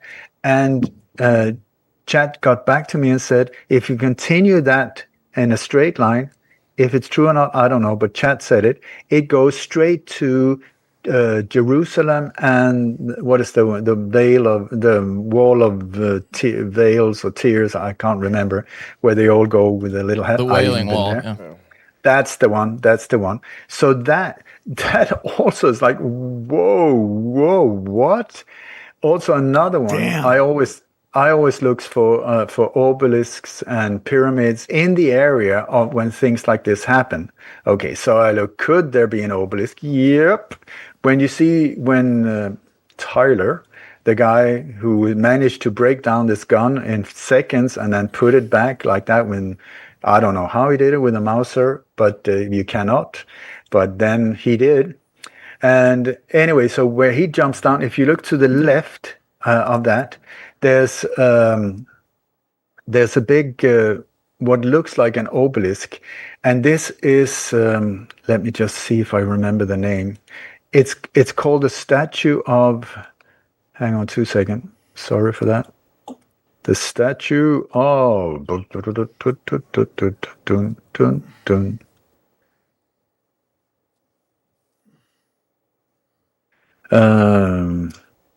yeah, sorry, I can't find it right now. What I was gonna say, on that camera shot, shouldn't they have seen the shot? To him actually take the shot from that roof? They actually did a study that said based on certain schools' population, based on the population, how many cameras they have, and that university had 40,000 people, which would normally equate over 2,000 cameras, and like we have no footage from any of those cameras. Okay, so I want to add to that also. In the crowd, you got about, they say, was it 3,000 people? Where is all the videos? Where are all the stills? Well, there you got that. No, we have a handful. There was like 4 to start with. And then that's, once again, it's spread out. They drip feed us. I mean, this is an event. This is like if 3,000 people go to a thing like that, and they would really like Charlie Kirk, I would think, why are there no photos? Why in the crowd do you not see people like that? In all of the other events he did, you can see people in the crowd standing filming or taking photos. I mean, people take photos of their cappuccino and put up. Where are all the photos? There's none. There's a handful. No, you're right. There's a handful. You're right. You go to a concert and everyone's taking, we literally had to take the phones out of people at comedy stores because people won't stop taking video when specifically you're not allowed to. Yeah. That's what I'm saying. Where are all the photos? There should have been hundreds of videos from different angles so that we could compare, but there's not. Anyway, where the guy jumps down, if you go to the left in the image, there's an obelisk, a small one, and it's called the Plaza of Reconnection or something like that. I'm sorry that I forgot that one. Please check it out for yourself if you zoom in. But anyway, so I thought, whoop, that's an interesting place to put an obelisk. Very odd, on the back of a building. Very odd location. I tell you, I think that the coordinates for that thing, that's what makes it important. But anyway, so I looked into that one, and it turned out that this is a prototype of a statue that is planned to be the same size as the Statue of Liberty, but on the West Coast. Okay, so the Statue of Liberty, when you start looking into that one, I'm very sorry to say, not a woman, it's dear Mr. Lucifer. And so you got that one on one coast, and then the other one, which is like two hands like this, but in an obelisk shape. And the artist, based on a Jewish book from the alleged Holocaust, he came up with the idea. And so you had the statue of Lucifer there, and the statue on that one on the west coast. That was the whole idea. So that obelisk, also very odd location, or very specific location they'd chosen for this whole thing.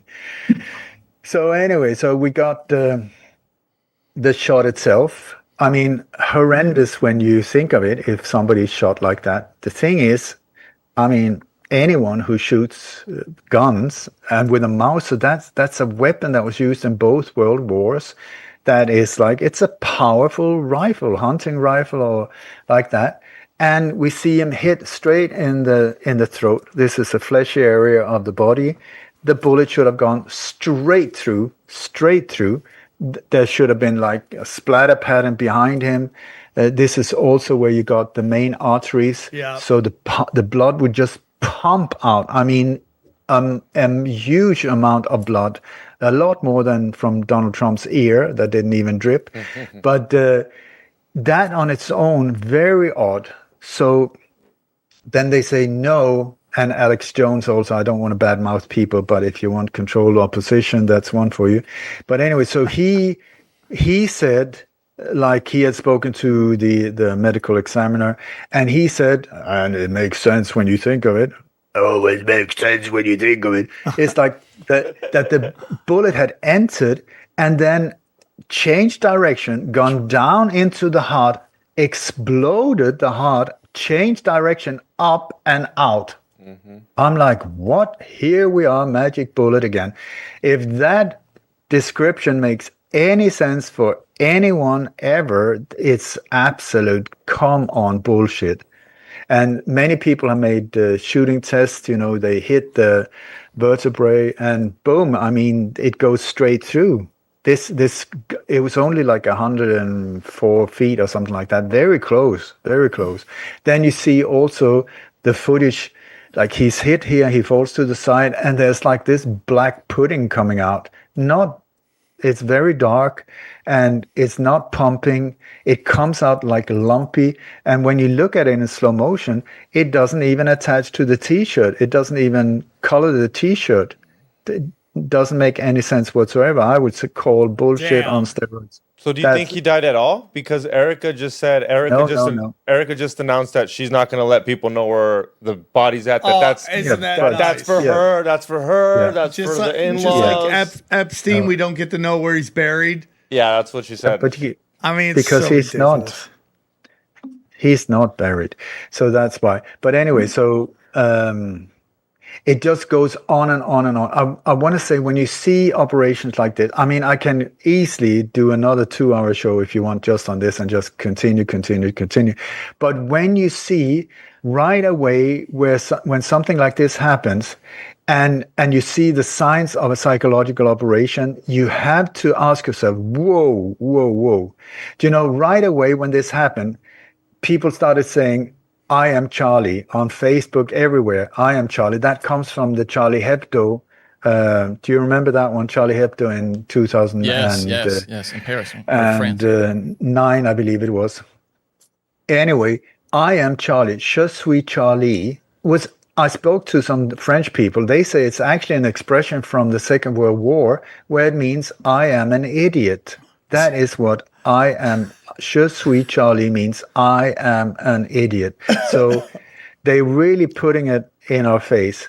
And when you look at the very last thing that Charlie did, as far as I know, before he went there, was that he sent this tweet about that there was this black monster-looking dude who stabbed this innocent girl to death in the subway.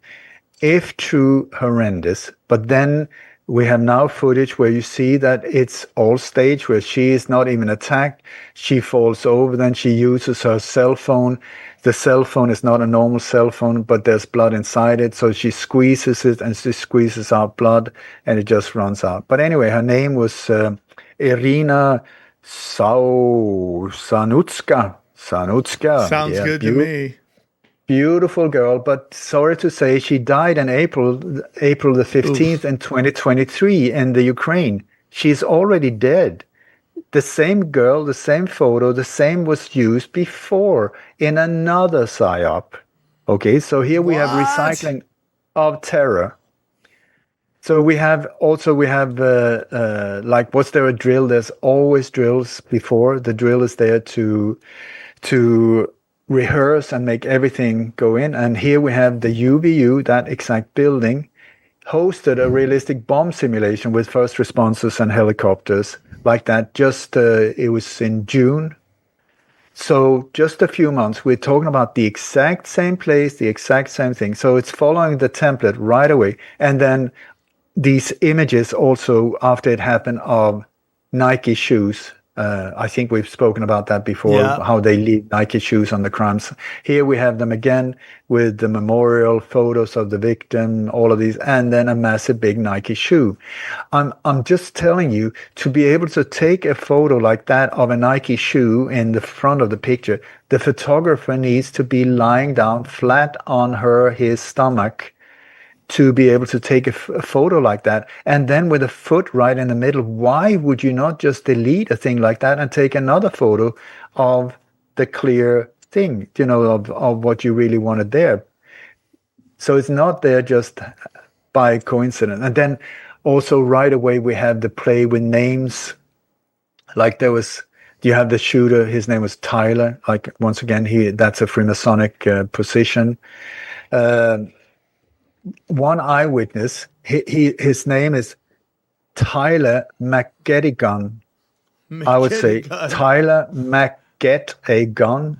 Tyler might get a gun. This is the thing, the way they do it. And we have this wandering cross. I don't know if you've seen it, but there's this dude that every single time things happen now has a cross the size of I don't know, like what is it, 9 feet, 12 feet, some massive big cross on a wheel that he just happens to be in the background, so he was there when the fireman at the Donald Trump assassination attempt happened. He was there at the parking lot in the background. He was there in other mass shootings, and now he's here again, the wandering cross guy, I call him. You also have like the way that they connect with earlier traumas. Do you remember the Charlottesville car attack? Yes. Where Crowds on Demand came in 5 different buses, 3 or 5, where you had all of these people. I have witnesses that was in Charlottesville that said they were there. They saw these people come up, people with KKK T-shirts, and then you had black people, and then you had all kinds of people. All of them were getting on fine. They had lunch together. They were in a cafe. Everybody was getting on well. And then they were given these posters and then on location, and suddenly all hell erupted. Or did it? So that the car that said to have hit these people, and when you see, I love it when I've got footage of some of the people that got officially hit by the car. He's got like the black guy in a red T-shirt. He's got like what do you call it? Like when they do film stunts and stuff, they got like a belt thing connected to a wire so that they can be pulled up in the air. This guy has got a harness like that on him when he's walking around. And then, boom, it happens. And I checked the exact angle of how he's flying, if that would be a wire. And that there's a phone pole, a very strong phone pole, light pole, right on in that angle. Anyway, so the car that was used there is almost identical to Tyler, the assassin, this time's car, same color, almost the exact same model. Do you see how they play these type of things? They're just like for us to see them, basically, so that we can go, hey, there's something going on here. They're going for your subconscious. You don't think about it, but they're sort of like hitting you subconsciously. Without you knowing it, that you're being manipulated. They're amping up, just like with the shoes. They're amping. You see the car, you don't even remember that you've seen that car all smashed up and dead bodies and all these things.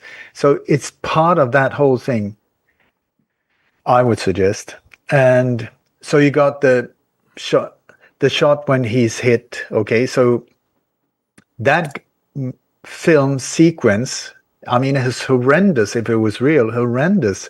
So that would almost be like a high-level assassination, like that being filmed, would almost be like a new Zapruder film. That would be like historical evidence and high value for media. When you see it, have you seen anyone take responsibility that it's credited to anyone? Nope. It was uploaded or seen at least 8 million views within a few days. Then they took it down because it was so horrendous, and then it was put up there again. It's like no part of the operation. And the photographer that took that was up on the plateau above the stage, a little bit up above the stage to the left. And you can see that guy was there on location before the crowd arrived. He's got front top position to take that whole film. So he filmed it for us to see. That's the thing, but it's completely manipulated. You can see also there's a chair falling over where it falls right CGI. through the table. Yeah, it doesn't match it up. But then they've added all of these like red herrings, like the camera behind Charlie Kirk. That is if I'm correct, it's a holographic projector that can actually project like holographic images. But that one. The size of the tent where he's sitting, everything would fit into that could have been a hologram. But then when you got people jumping into it, that wouldn't work out at all. So I think that camera's only there to start speculation, and it was taken down very quickly by we call him, I can't remember his name now. It's one of the close people to Charlie Kirk at the time. When you look at the people who actually did something that day, is the little team around Charlie Kirk, the so-called bodyguards. Security, they're the ones. Yeah, they're the ones doing all of it, and then carrying him into the car, no bleeding whatsoever, pulling him into the car, and then taking off very, very fast. Whoa. And as far as I know, I'm not sure if this is a red herring as well, but anyway, there was a private jet, Israeli-owned, a businessman, that took off 12 minutes after the shots were fired. The shot was fired, and then they turned off the transponder. And that was from the Provo airport, just like a stone throw away from where this happened. So it's very possible that Charlie Kirk was transported out via that private jet, if true. Who knows what is true, the information being fed. But anyway, when you look at Charlie Kirk, let's go into these different characters. Where did he come from? Is it possible, if it's a 1 in a trillion, this whole thing with Snake Eyes, could it be possible that this Charlie Kirk identity, Charlie Kirk, I think Charlie means the man of truth or something like that, and Kirk means church. Erika Kirk means the defender of, I'm pretty sure I remember right, of the church, then the names. If they are real characters or created, I would suggest possibly the identity Charlie Kirk could have been created based on the movie. Why they do these things like 30 years before or something, you have to ask them. I don't really get it. But it's part of their whole agenda. So anyway, we have this Charlie Kirk who appears from more or less nowhere, and then he becomes famous through his connections with Donald Trump, and the turning point starts, which, according to when you start really looking into who's behind that, it's military. Yeah, it's another psyop. Like, what the hell? Culture war. Yeah. So Charlie Kirk comes in, and then we have 3 different Charlie Kirks at least. When you take photos of them, it's like When I started gathering, I didn't have any clue about Charlie Kirk at all. So I was like, what? So I just collected everything I could get hold of, the alternative, the official, all of the photos, all of that. I mean, this is what I do. And when I started comparing them, I was like, that's not even the same dude. That's not even the same dude. I mean, one got a wide nose like that, young. The old one is a lot older. One has small teeth. This one you can't really fake. And another one's got big teeth. So what on earth is that? That's more than one person with one identity. Multiple persons, one identity.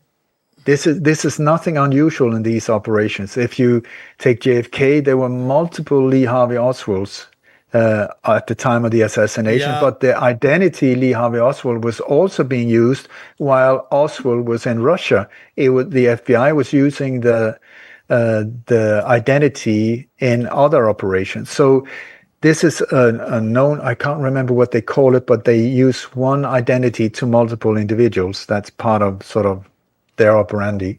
So anyway, Charlie Kirk, I have no idea who he is, which one is really Charlie Kirk. And I was on a show with James Delingpole, who used to work for the BBC, and we did exactly a show about Charlie Kirk, and he said, what you're saying is really extraordinary, he said, because I interviewed Charlie Kirk. I said, whoa, that's interesting.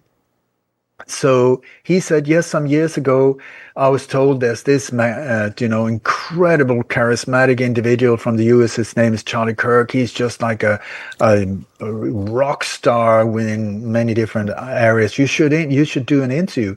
So he did. And he met this guy. He said he was completely lame. There was no charisma. It was like he was just wording things from a script. He said, I was so confused. He said it was the worst interview he ever did. And so I said, so which Charlie was it? Because when you start comparing, and he said, I don't know. He's really confused. He's going to go back and look into and see if he can find photos and stuff where he can sort of, big teeth, small teeth, wide nose, which one was it? So when things like that happens, you have to ask yourself, whoa. There's something odd going on here. And so then Charlie Kirk had this incredible romance with this woman called Erika, who then they fell in love on her podcast and had this incredible marriage, 2 kids, and now she's like this grieving widow and becoming maybe the next vice president, if you ask me. That is a major part of this operation. So anyway, how did they meet? Erika she was born from parents in the military-industrial complex, which is standard when it comes to assets for different operations like this, all kinds of operations, including rock stars, including serial killers. I kid you not. Listen to David McGowan or what he looked into, and also Laurel Canyon, the whole thing in the 60s with the rock groups around Frank Zappa that just came from nowhere, all of them connected with parents in the military-industrial complex or army bases or whatever, and then being put into action like that to change through the Tavistock, just changed the mindset of the world. So Erika's mother used to work for Homeland Security. Now she's into highly advanced cybersecurity, this, that, boom, like that. CEO for different companies like that. And then her dad, which is nowhere to be found. Which is super interesting. There's been stories about who that might be. It's like other people say that they found info that he works for Raytheon and that he was into this dome, very advanced weapon technology and stuff like that. Anyway, so these two made this girl called Erika Kirk. She has very marked, a little wide face, beautiful woman. And so how did she become to get to into that position where she is now? Well, she was. Somebody called her from this beauty agency owned by Donald Trump that was that was arranging for Miss USA. Trump had bought this and Miss Universe. So I've never ever heard about a model that had not done modeling before, and the agency called her and said, "You should do this." Normally it's like there's 500 girls and boys sitting out there with a portfolio trying to get just a meeting set up. Here, the other way around. You should try it as a model. Boom, she did, and she became Miss Arizona like that. On her own website, you have pictures of her at the Department of Defense and in Pentagon with her beauty queen, this whole thing. She's sitting there with the emblem of the Department of Defense, Department of War, if you ask me. What on earth is she doing there? And then suddenly she starts this NGO helping children in Romania, and where she's on her own website thanking the US military for their help with this organization. I'm like, what? And these two cities where she's been active, or this organization is infamous for child trafficking. I mean, what on earth? It's so crazy. Then, is it okay if I ramble on? Yeah. Oh, you just say stop when you want me to stop? Okay. So anyway,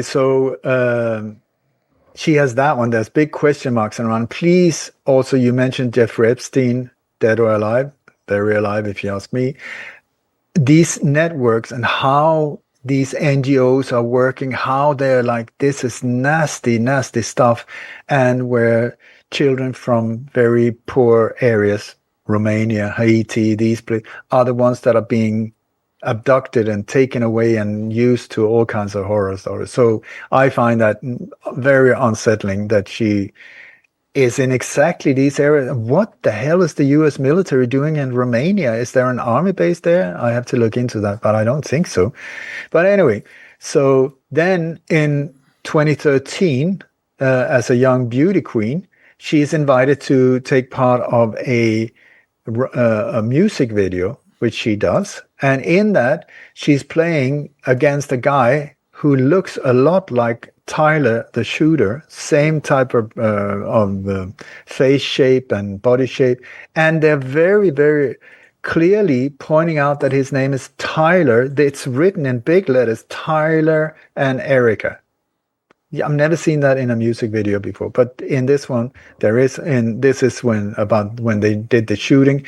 And in one of the parts in the music video, she's ziplining in Las Vegas in front of the Fremont Hotel, and she's ziplining right in front of the numbers 10-9, which is the date when Charlie Kirk is said to have been shot. Okay, so they met. She became famous, and then her podcast became very popular. How do we know that? Because there are millions of views. How do we know that there are actually millions of views? Well, I've seen it on YouTube because it says 19 million.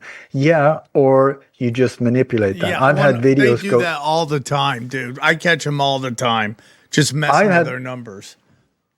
We put up a music video called Wake Up some years ago. We started seeing like the number of views went down with 1,000 per day. Yeah. That the number of likes went up, the number of views went down. So I started talking, in the chat with people or in the comments, just saying, at this time, the number of views is this, please be aware. And then people started saying, oh my God, it's gone down. It's gone down. Do you know Max Egan from Australia? Yeah, we love him. A friend of mine, he put this music video up on his. I think he lost 37,000 views overnight. It's like, so whatever it says there, somebody, whoever is controlling the website, YouTube, it's not there for free without a reason. There's a reason why you're being offered free Facebook, free YouTube, free all of these things. It's not free, it's big business. So anyway, so very bizarre music video with connections to this assassination attempt. Then they fall in love. They have this romance thing. Everybody's filmed. Everything is filmed, except there's no photos of their kids. They have 2 children, but their faces are never shown. It's always the back of the head. And when you start looking into it, there's no birth certificates. There's nothing, no names, no. There's no marriage certificate in the state of Arizona at all, around this whole thing. Instead, they have this mansion that was up for sale for $6.4 million. Like, what? I don't know, for debating students, I don't get it. And then we come to Erika. So Erika, then, when you look at what she looked like before this shooting and when you look at after, both of them blonde, that's about it. They don't look alike. They do not look alike.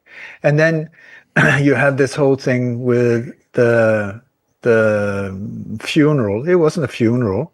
It was at the Arizona State Farm Stadium. It was not a funeral. It was a memorial, whatever that means.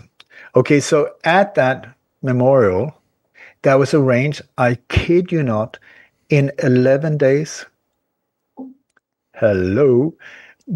It would take more just for the Secret Service to clear the air, to clear it, because you had both president and vice president. What the hell are they doing in the same location from security point of view? The idea with the vice president is stay away. If something happens to this dude, you are in charge. If you're sitting next to each other, come on, that makes no sense whatsoever. Then you have all of the arrangement with all the different TV channels. You had the booking of the place. I called the stadium right away before this whole thing went big and asked who booked this place. Well, it's an anonymous individual, but it was booked in April. Thank you so much. They told you that. Yeah. Now they say, now it's changed to, it was an RV exhibition. That they didn't say anything about that. An RV exhibition, and then when Charlie Kirk happened, they say, oh my God, let's be patriotic and let's just let it over to them. Fair enough, but that's not what they told me. And so I've checked out how long will it take to make like the design of a stadium like that, with all the banners, with the lighting, with the fireworks, with the coordinating TV channels, with the permissions for live, all of these things. 3 to 6 weeks minimum, most likely up to 4 months, which makes sense because that was what they said. And so 11 days, they're trying to say, yeah, 11 days. But we had 100 volunteers that volunteered and came from all over the US and helped us. It was amazing. What an incredible job they did. Yeah, 100 people could maybe take care of the catering, or the what do you call these outdoor toilets? That would take 100 people on its own. So it makes absolutely no sense. Because was it free? Was it free? Were there tickets? Like, did they make any money? Like, how do you seat people? Like, who gets a ticket first? Who gets front row seats? Who gets back row seats? That's a very good question, Johnny. I do not know, because it's also like this is a big thing. They said, how many thousands of people did they say? I've heard numbers like 80,000. Once again, where's the footage? Where's the photos? Where's the cameras? There's I had nothing. Somebody go to the event. He was at the event. Very good friend of mine. He was I'm there. happy. He was I'm happy to. Okay. But then again, where were they not allowed to? I'm just saying. No, I'm with you. So this was not done in 11 days. It was prepared for a long time. And there was another one. Do you remember the Parkland High School shooting? Yeah. I predicted that 2 months before it happened. The clues were in the Las Vegas mass shooting, where it was pointing to that exact area. I was pointing it out on live shows saying, I don't know what, I don't know where, but in this area, boom. And it was right outside the circle, like a few miles outside, boom. That's when this high school alleged shooting happened. I've done so many interviews about that. I call bullshit 100% with David Hogg and these other individuals, all as players for anti-gun. Do you think that kid did it? No, God, no. Yeah, I don't either. No, we're back to the same. It's staged. Nothing happened. Nothing. This is the thing. Nothing happened the way we were told. Absolutely not. But anyway, so a friend of mine helped me there because right after the Parkland High School shooting happened, I think it was in 3 weeks, they managed to set up a massive big thing in Washington, D.C. with like a rock stage size, with all kinds of speakers, I believe it was 20 days, something like that, with a Jewish arranger, a woman, her name was, who, once again, like this was a massive terror attack, a horrible thing that happened. So from a security point of view, in Washington, D.C., oh my God, what level of security would be needed? No, not a problem. Boom, so fast. All of these things arranged. All of the hotels, we started checking up, pre-booked, all of the bus lines, pre-booked. And so a friend of mine called Homeland Security and spoke to a I have his name, Officer Earhart. I have his badge number, everything. And she asked him, this was also before all of this started exploding. She asked him, so when was this thing booked? When was the permission given? About 4 months before. And this is the thing. I mean, this guy, I don't think that he understood who he was on, who was asking, or that this would go viral. I spread this email all over the place in millions, and we got too tough, and we got too close, Oh my God, we got too close. Were you talking about the synagogue right there? That synagogue shooting? Have you talked about that? No. Have you looked into that at all? Because outside the Holocaust remembrance, there was no events going on, and suddenly 2 people die, even though there's zero crime scene photos. No, but listen, Sam, this is has nothing to do with faith, or so. I'm going for criminals, and very often when you want to protect yourself from carrying out stuff, you attack yourself, so you become the victim. And so very often when you see these type of things, or when people are starting to look at you, then suddenly you arrange for something. Oh my God, we had this shooting. Oh, we had this bombing. Oh, we had bomb threats. Oh, poor us, and stuff like that. And you get the pressure away from you again. So this is standard. And no, that was not the shooting. It was a high school shooting I was looking at. I don't know when I got cut off, but what was it? You had called the Homeland Security.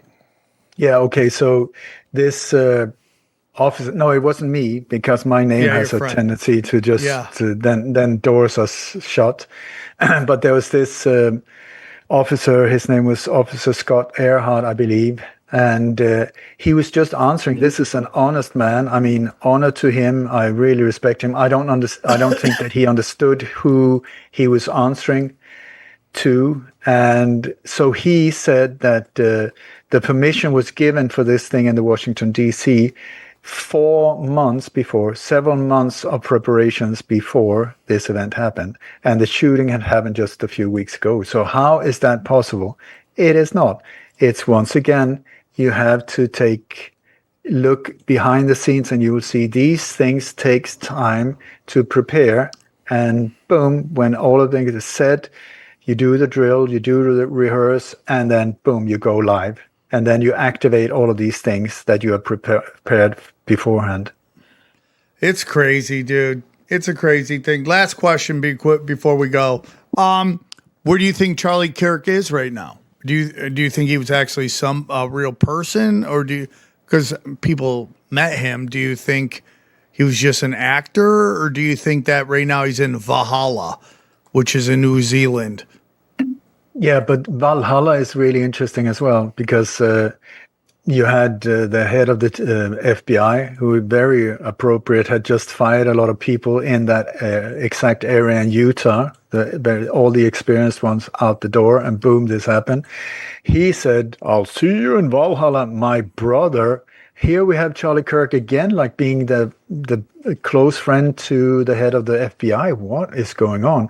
Then you had Alex Jones in live. He went out, if he's really dead, then he will already be in Valhalla.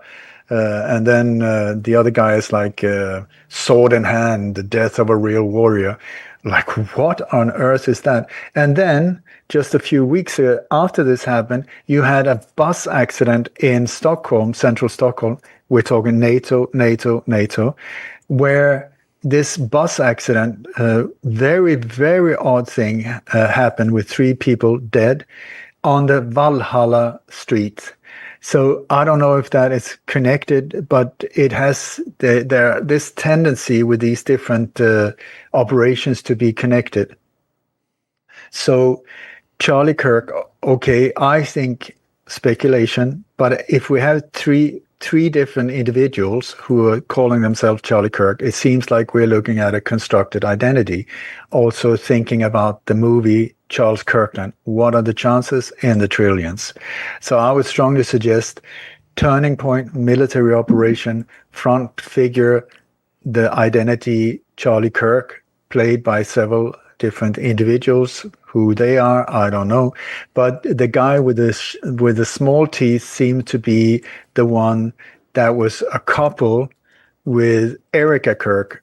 If she is, now we're talking about the original before the death of Charlie Kirk, the one that did not take over and approached the nation and did all of these weird things, devil's sign, and really hugging Donald Trump, where he was doing his white man overbite, like bizarre stuff. Are you still there, guys? Yes. Yeah. Okay, so Charlie. Also, if you look at Erika, if you take any actor with any skills and they look at her behavior, it's like they say they look straight to it. There's not a real emotion going on anywhere at all. It's overacted. This is not a good actress at all. But she is playing a part, but she looks beautiful. Apparently, she sings great. Also, have you seen these concerts where she and Donald Trump's wife are singing together? I mean, it's AI generated, but who has made it? And then over the stage, it's all of this Charlie Kirk, and they got the whole martyr theme, where he's walking around, he's playing with the girls, he's almost got wings, and it's amazing. All of the lovely things they did together, and really get the emotions going. On top of the stage at all time, in massive big, it's massive big blue, it says VIVO. That's Latin. It means he lives. That's what it means. He lives. Once again, they're telling us, they're pushing it in our face. So I think that the way I've seen many other operations, the way they are carried out, you got operatives, assets that then take on a role. They're on standby. Like, there are loads of people on standby now. Like I mentioned before, I bet you a transgender president, a Muslim president, a jihadi president, or whatever, in all of these different that are there being prepared and groomed. And so if needed, they call them sleeping assets, then activate it, and then they can move into location. So here, the one with the small teeth and the Erika with the big eyebrows and the white face, these two have been relocated. I would guess Tel Aviv would be a good guess. I don't know. I don't understand the connection possible with Sweden. Or you have this Goat Island in New Zealand, where there's also pointers there. If these are red herrings or their actual thing, who knows? That would be one place to hide them away. Then you got the 2 other ones. God knows. Nowadays, also with AI and how easy it is to create images and faces and identities. These identities is just another day at the breakfast for many of these intelligence agencies. They call them to create a legend, is to create a completely new identity with everything from phone bills to electrical bills to all of that. The exact same thing as in being used also in witness protection programs. That also sometimes goes under the name of Valhalla. So Yeah. You tell me. I have no idea. I mean, color, put some lenses in, or maybe he didn't have brown eyes, put some blue ones in there, a nose job, change hair color, other location, gain some extra weight. Erika is suddenly black haired, I bet you, because Facebook is a DARPA program, that they can create a Facebook account that has like 10 years on it, 20 years on it. No, but they don't. This is the thing. Come on, guys, you in these agencies, do a better job. Because every time when something like this happens, when somebody is accused of a mass shooting or whatever, everybody goes in and checks their Facebook accounts. You will see that when you check the friends of this individual, when you go to their account, very small accounts, just like normally just a few months going back, like 2-3 months going back, very few images. And then these ones are connected with each other. So just like you got in the comments, I'm sure, on YouTube and so on, you got all of these weird comments coming up that sometimes has nothing to do with what was said in the program. You're like, wow, we didn't even talk about that. No, they're bots. These are algorithms that are just, or software that is just ding, ding, ding, ding, ding, to interfere and mess up and criticize and so on. So these Facebook accounts are really important in these operations as well. And one thing that I love with them is like you have a mass shooting happen, boom, boom, boom, and then the guy commits suicide, boom, as they do very conveniently.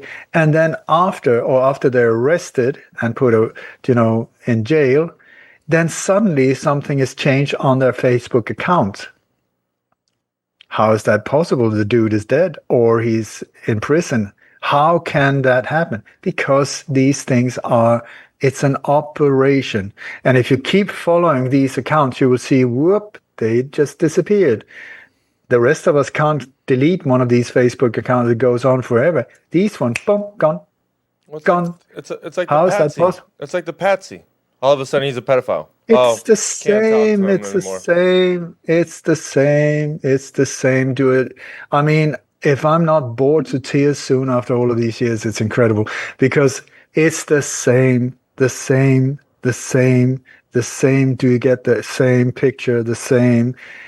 It's boring. It's like watching the same Rocky movie 512 times in a row. Come on.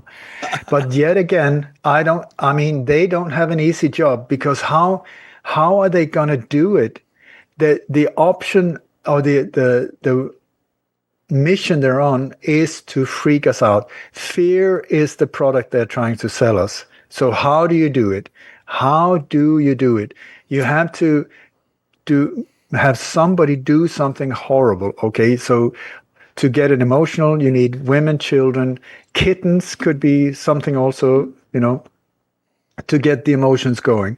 So somebody did something horrible to women and children to get the reaction, oh my God, and then what is it they want? They want more and more control. They always want the same. So how can you change the theme? You cannot really. You just exchange now it's a transgender shooter. Well, now it was a Muslim terrorist. Now a Bulgarian. No, that's the Cold War is over. That doesn't work anymore. It's like, what are they going to do? How are they going to keep us scared? Even with the alleged viruses. I mean, they've done the Ebola and eat the brains of babies. I mean, how can you top that one in a freak out lineage? You cannot. What would be worse? We tried all of these. Yeah. And now what? We need to amp up the fear. But people are like, I can't take it anymore. I'm not getting fear. I'm exhausted. So they're losing it. I agree. They are losing it. Ole, it was great. Great episode. Thank you so much for doing it. One more time, Ole, where can they find you and what is the seminars you'd like them to check out? Yeah, it's my website is dammegard.com or lightonconspiracies.com.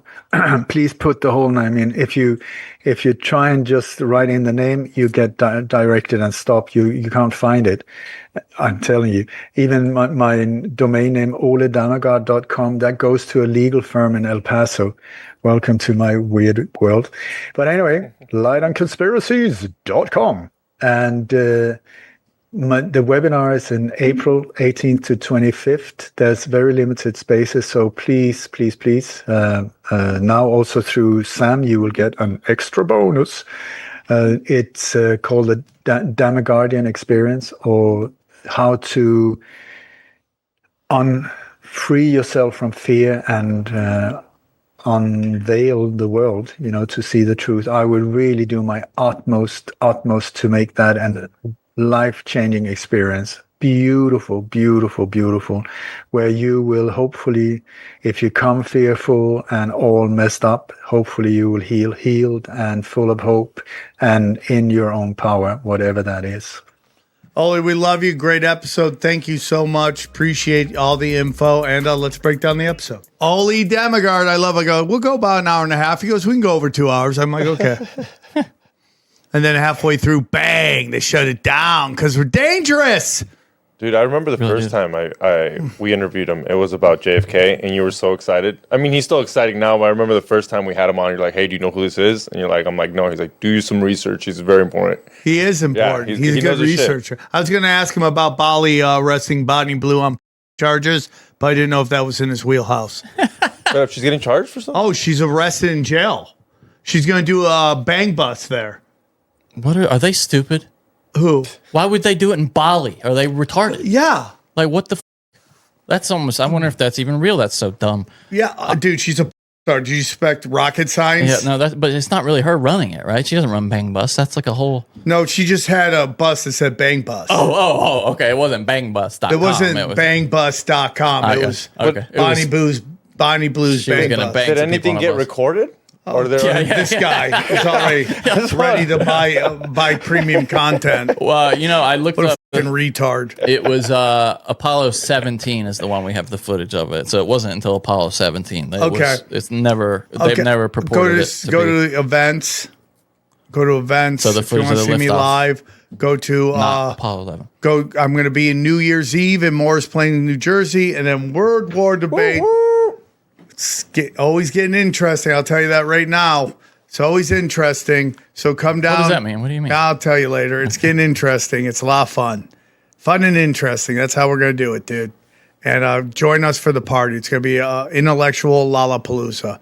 If you want premium content, and I know you do, I do deep dives on some real shit. Whatever this is, Kurt and Sam experiment. And then Deep Conspiracy Rewinds.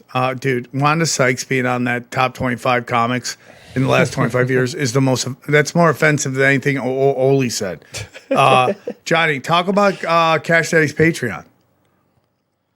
How he's killing it, man. He's he's started this thing now where he publishes his plays in like quarterly, and we just kind of follow along, and he's doing great so far. It goes up, it goes down. It goes up, it goes down in terms of the market, but he'll tell you how to play it right to make some money, dude. Chaos Twins, dude. So excited about this. Taking a little longer than I wanted to, but I'm just so busy, dude. But it's looking good. It's magic. If you want something that's good for your kids, something they could read to learn about conspiracies, Chaos Twins is where it's at. And then we want to thank our good friends at Aqua Cure Hydrogen Brown Gas. We love it. I got to give copy my crypto banner. Aqua Cure Hydrogen Brown Gas, EMF Rocks. You gotta watch for that dirty electricity. We did a whole episode on it. Get them now. Protect yourself from that dirty electricity. And then, of course, Chemical Free Body. I love it. I take it every day. It keeps me going. Brain Supreme. Liked it. You love it? I love it. I love it, guys. He's gay for Supreme, bro. He's gay for Supreme. Go back. And then just anything Sam Tripoli is on samtripoli.com. All my audio, all my video. Anything you need is there. What else we got? Hit that like button, subscribe, and go check out my podcast, XG Marks the Spot, please. Johnny. Broken Sim, listen to that podcast. It's a good podcast. It's a fire podcast. Ole goes deep, man. Ole goes deep. It's very interesting that they'd use doubles and all that stuff because, like we've said before, Johnny, because you've said this, it's easier just to kill him, right? Yes, and I wonder sometimes if, like Tyler Robinson, I think he may well think he killed him. Like, I don't even know if he's real. If he is real, though, to me, it's just as efficient for someone to think they did it, and he's just incompetent. So or they give him blanks or something. I mean, we know that that's happened where they give guys blanks in the past. Like there are examples of that. So, I don't know. That, and I mean, if he is somewhere, I mean, he's obviously not on an island. He would be in Israel.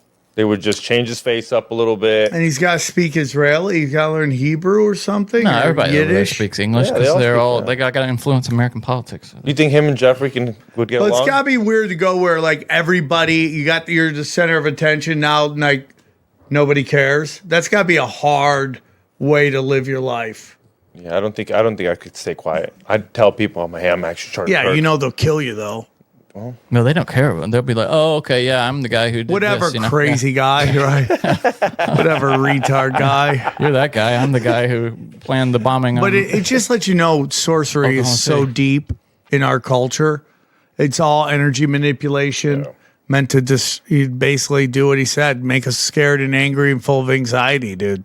That's really the core truth, isn't it? Yeah. That at the end of the day. So it was a great episode. I hope you guys enjoyed it. Enjoy these highlights. Here's a clip from the latest Broken Sim. It wasn't boring, but it was just like, it was so obvious what Piers Morgan was trying to do.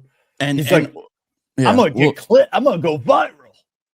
Yeah. By playing you to yourself. Saying a fact? No, that's absolutely true.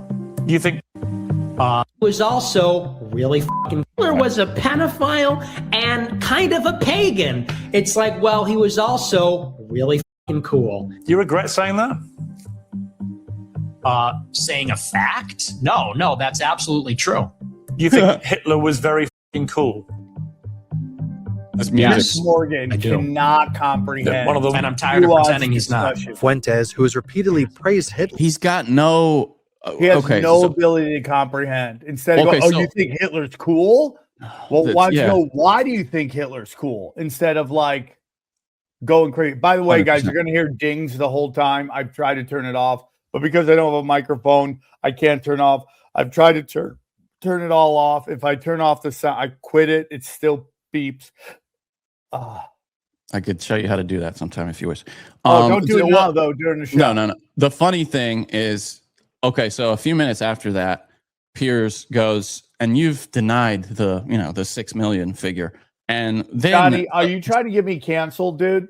No, but just listen. So Fuentes goes, actually, no, I think it's probably more than 6 million, like way more. It could be way more.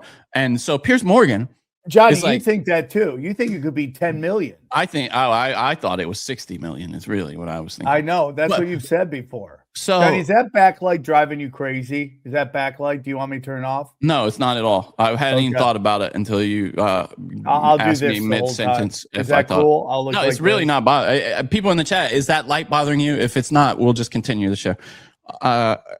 Yeah, Sam, relax. Zen brother is what this guy says. So. The Zen brothers, not the Zen brothers, the Zen brothers. No, not Zen in your mouth.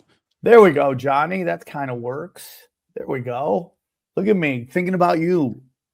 Okay. I think about people, Johnny. So Piers Morgan thinks he's like got him now. He's like, oh, wow. So you've changed your heart on this, and he keeps coming back to it. He doesn't. And Nick Fuentes is like, yeah, I think it could be way more than 6 million, honestly. And he just doesn't get repeatedly that he's joking with him. Like he never gets it. And then later he gets him on this thing about has he been with a woman? Yeah. Which he thinks means something. Yeah. Which we know what it could mean, which we've heard. It was overblown. But let's just be clear. It doesn't begin and end with Hitler is a monster.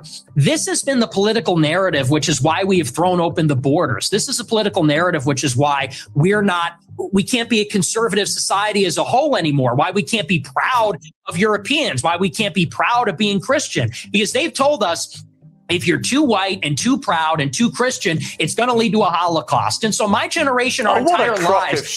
Wait. Honestly, Nick it's true. And that's why people like me. That's why I'm popular, because this is bullshit. The interview eventually. First of all, Nick is absolutely right. Don't you think there? That's why he's popular, because.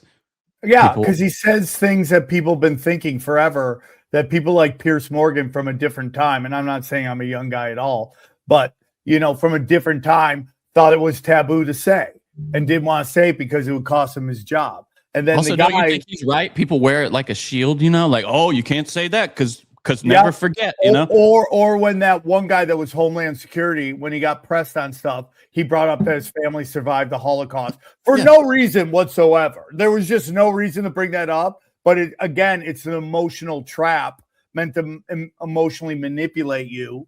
So you shut up and don't ask any more questions. So he's totally right on that thing. And it's like, you can't, on one hand, constantly bring this event up, and then on the other hand, say you can't discuss it either.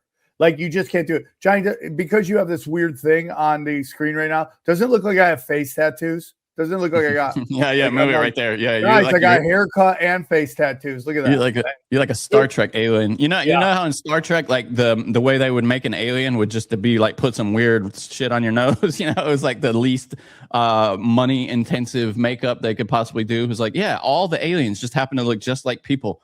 Actually attracted to women? I am attracted to women. You're not gay? No. But I will say that women are very difficult to be around. And do you think they should have the right to vote? I do not. No, absolutely not. I know I'm the boomer, Johnny, but actually, you're say about the women's right to vote, and I'm going to say it. I will never take away someone's constitutional rights, but if they took away women's right to vote, I'd be okay with it. Yeah, you're not going to be in the streets. I'm not going to be like, come on. Why? No, dude. I will never take away someone's right to vote. I will never. But if the government and society did, I'm okay with that. Look at Pierce's face here, by the way. Look at this. Yeah, look at Nick's face, just clearly trolling Piers Morgan on his own show. Piers Morgan, again, is from a time where all you did was kiss women's ass. That's all you did. That's all you did. Well, also, he's from a time where if you said something like this, it was like unaliving yourself on TV. Yeah, it was a death sentence. It was a death sentence. You're a 27-year-old. And I think he resents it that he doesn't, that he gets to live by a different standard. Have that freedom, 100%. And you got to understand something. Now, I don't always agree with Nick on everything. But I also don't agree with anybody else on everything. You and I have been doing shows for a long time. I think you're a retard.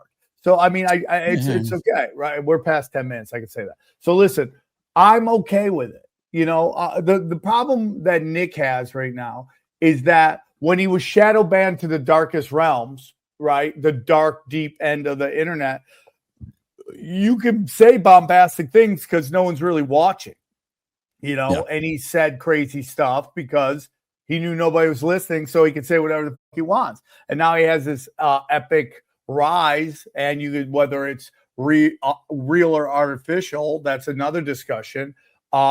He's now they're bringing it up, and it's like, I get what he's saying. It's like, dude, when you're there, and he's also a kid, he's like 21, he's like saying crazy shit. Is he still that young? He's 25. Oh, okay. Oh, you mean those old clips? I got you. Okay. Yeah, back during COVID. Yeah. When he was banned to like, I forget what D Live he says. There was something role he was on. They didn't allow him anywhere. So he was just saying crazy ass shit. And again, it gets into this thing where I don't believe in protected classes. You could say if you mess up, if you do something stupid or you pull some shit, you should be criticized. And I do not have a problem. And I think that applies to everybody. I don't believe in any protected classes. This notion because something bad happened to you a long time ago, suddenly you're shielded from criticism is total bullshit. It's total bullshit, because if that was a rule, right, then we shouldn't be making fun of the Chinese or the Russians. Nobody's got more murk than the Chinese, dude. The Chinese have gotten murked by their own country. By themselves, mostly, yeah. But also and the Japanese wrecked them. The Russians wrecked them. Yeah, you're talking about the democide. We're like up to 14 million people. If you'd like to hear the rest of this episode, subscribe to Broken Simulation in your podcasting app or check us out at youtube.com/Sam Tripoli.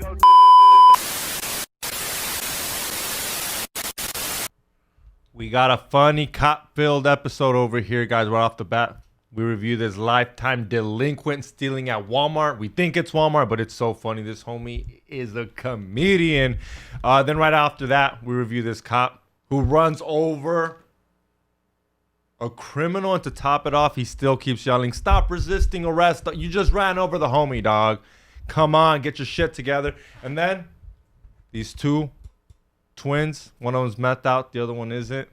And they switch spots around to try to get away with the crime. It's unbelievable. Don't forget to hit that like button, subscribe. Let's get right into it, baby. Let's go. All right, look at this cop, though.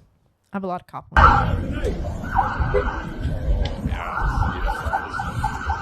Paid? No, they're paid.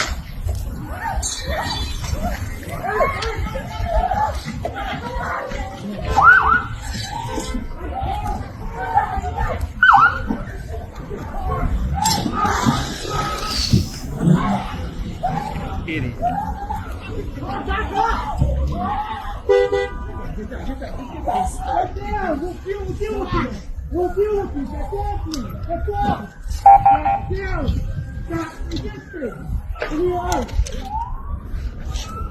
Stop resisting! Stop resisting. You got hit by a car.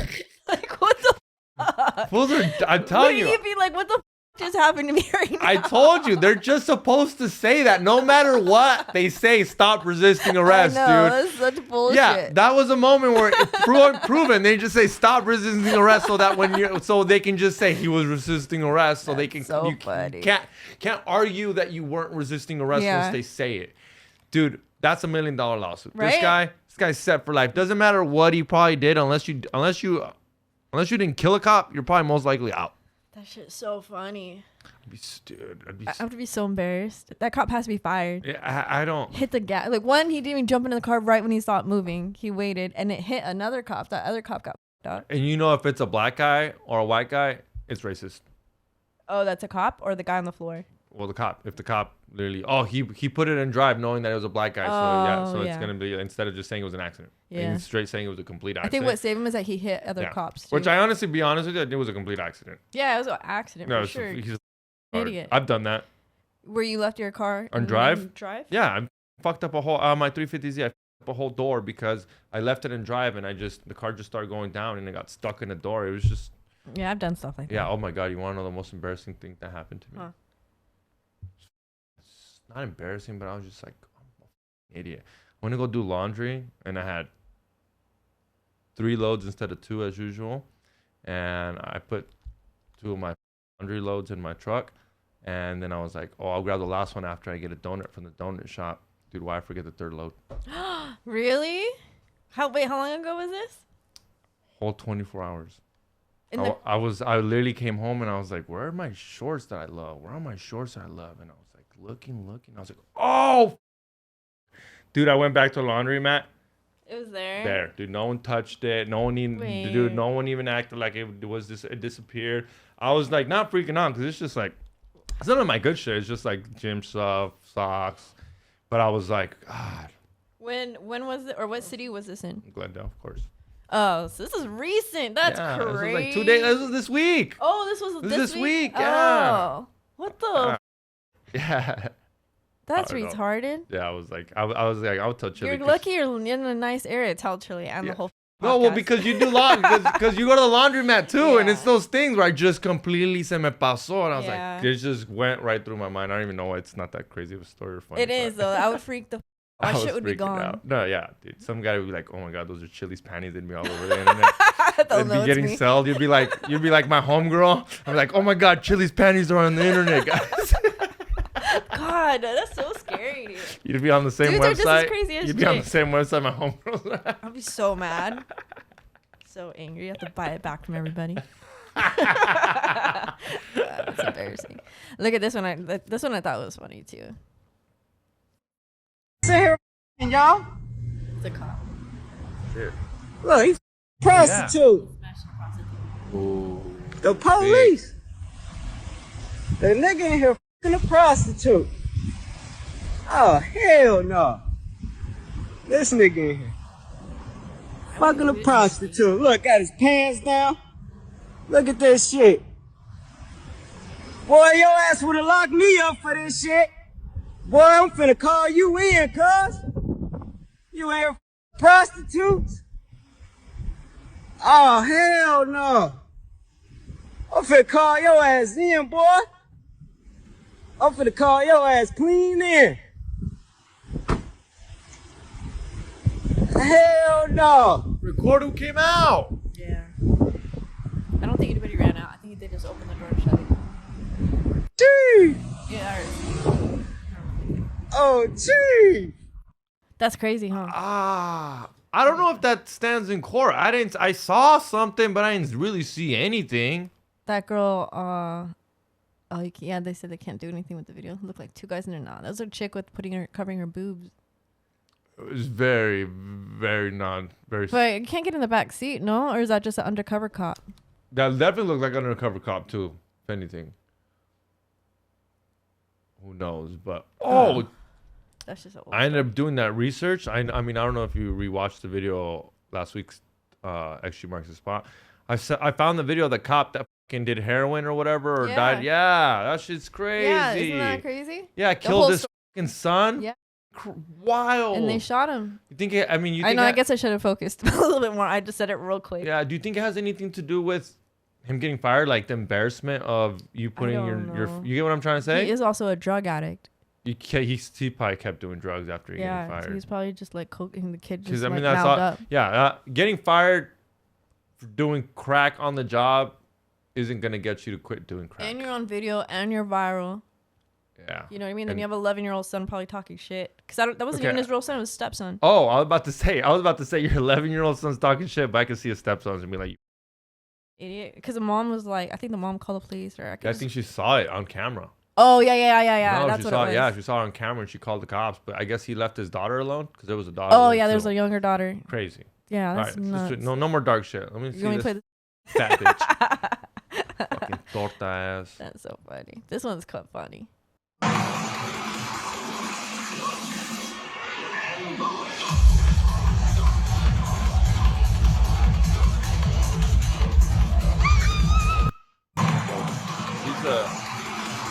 That is what a lot of them look like. Everyone's like half naked and like pretty big. Just a few hot girls. And usually like it's god damn it, you need to shut your screen. You know she stays at one stage. Dude, she can't even walk to That's the what I stage. mean. She's a one stage goer. that She's sucks. literally not going to the bathroom. She's not going to get. She's bringing snacks with her. Yeah. Like she's not going to a lot of places. And then, what's that thing? She gets that rash in between her.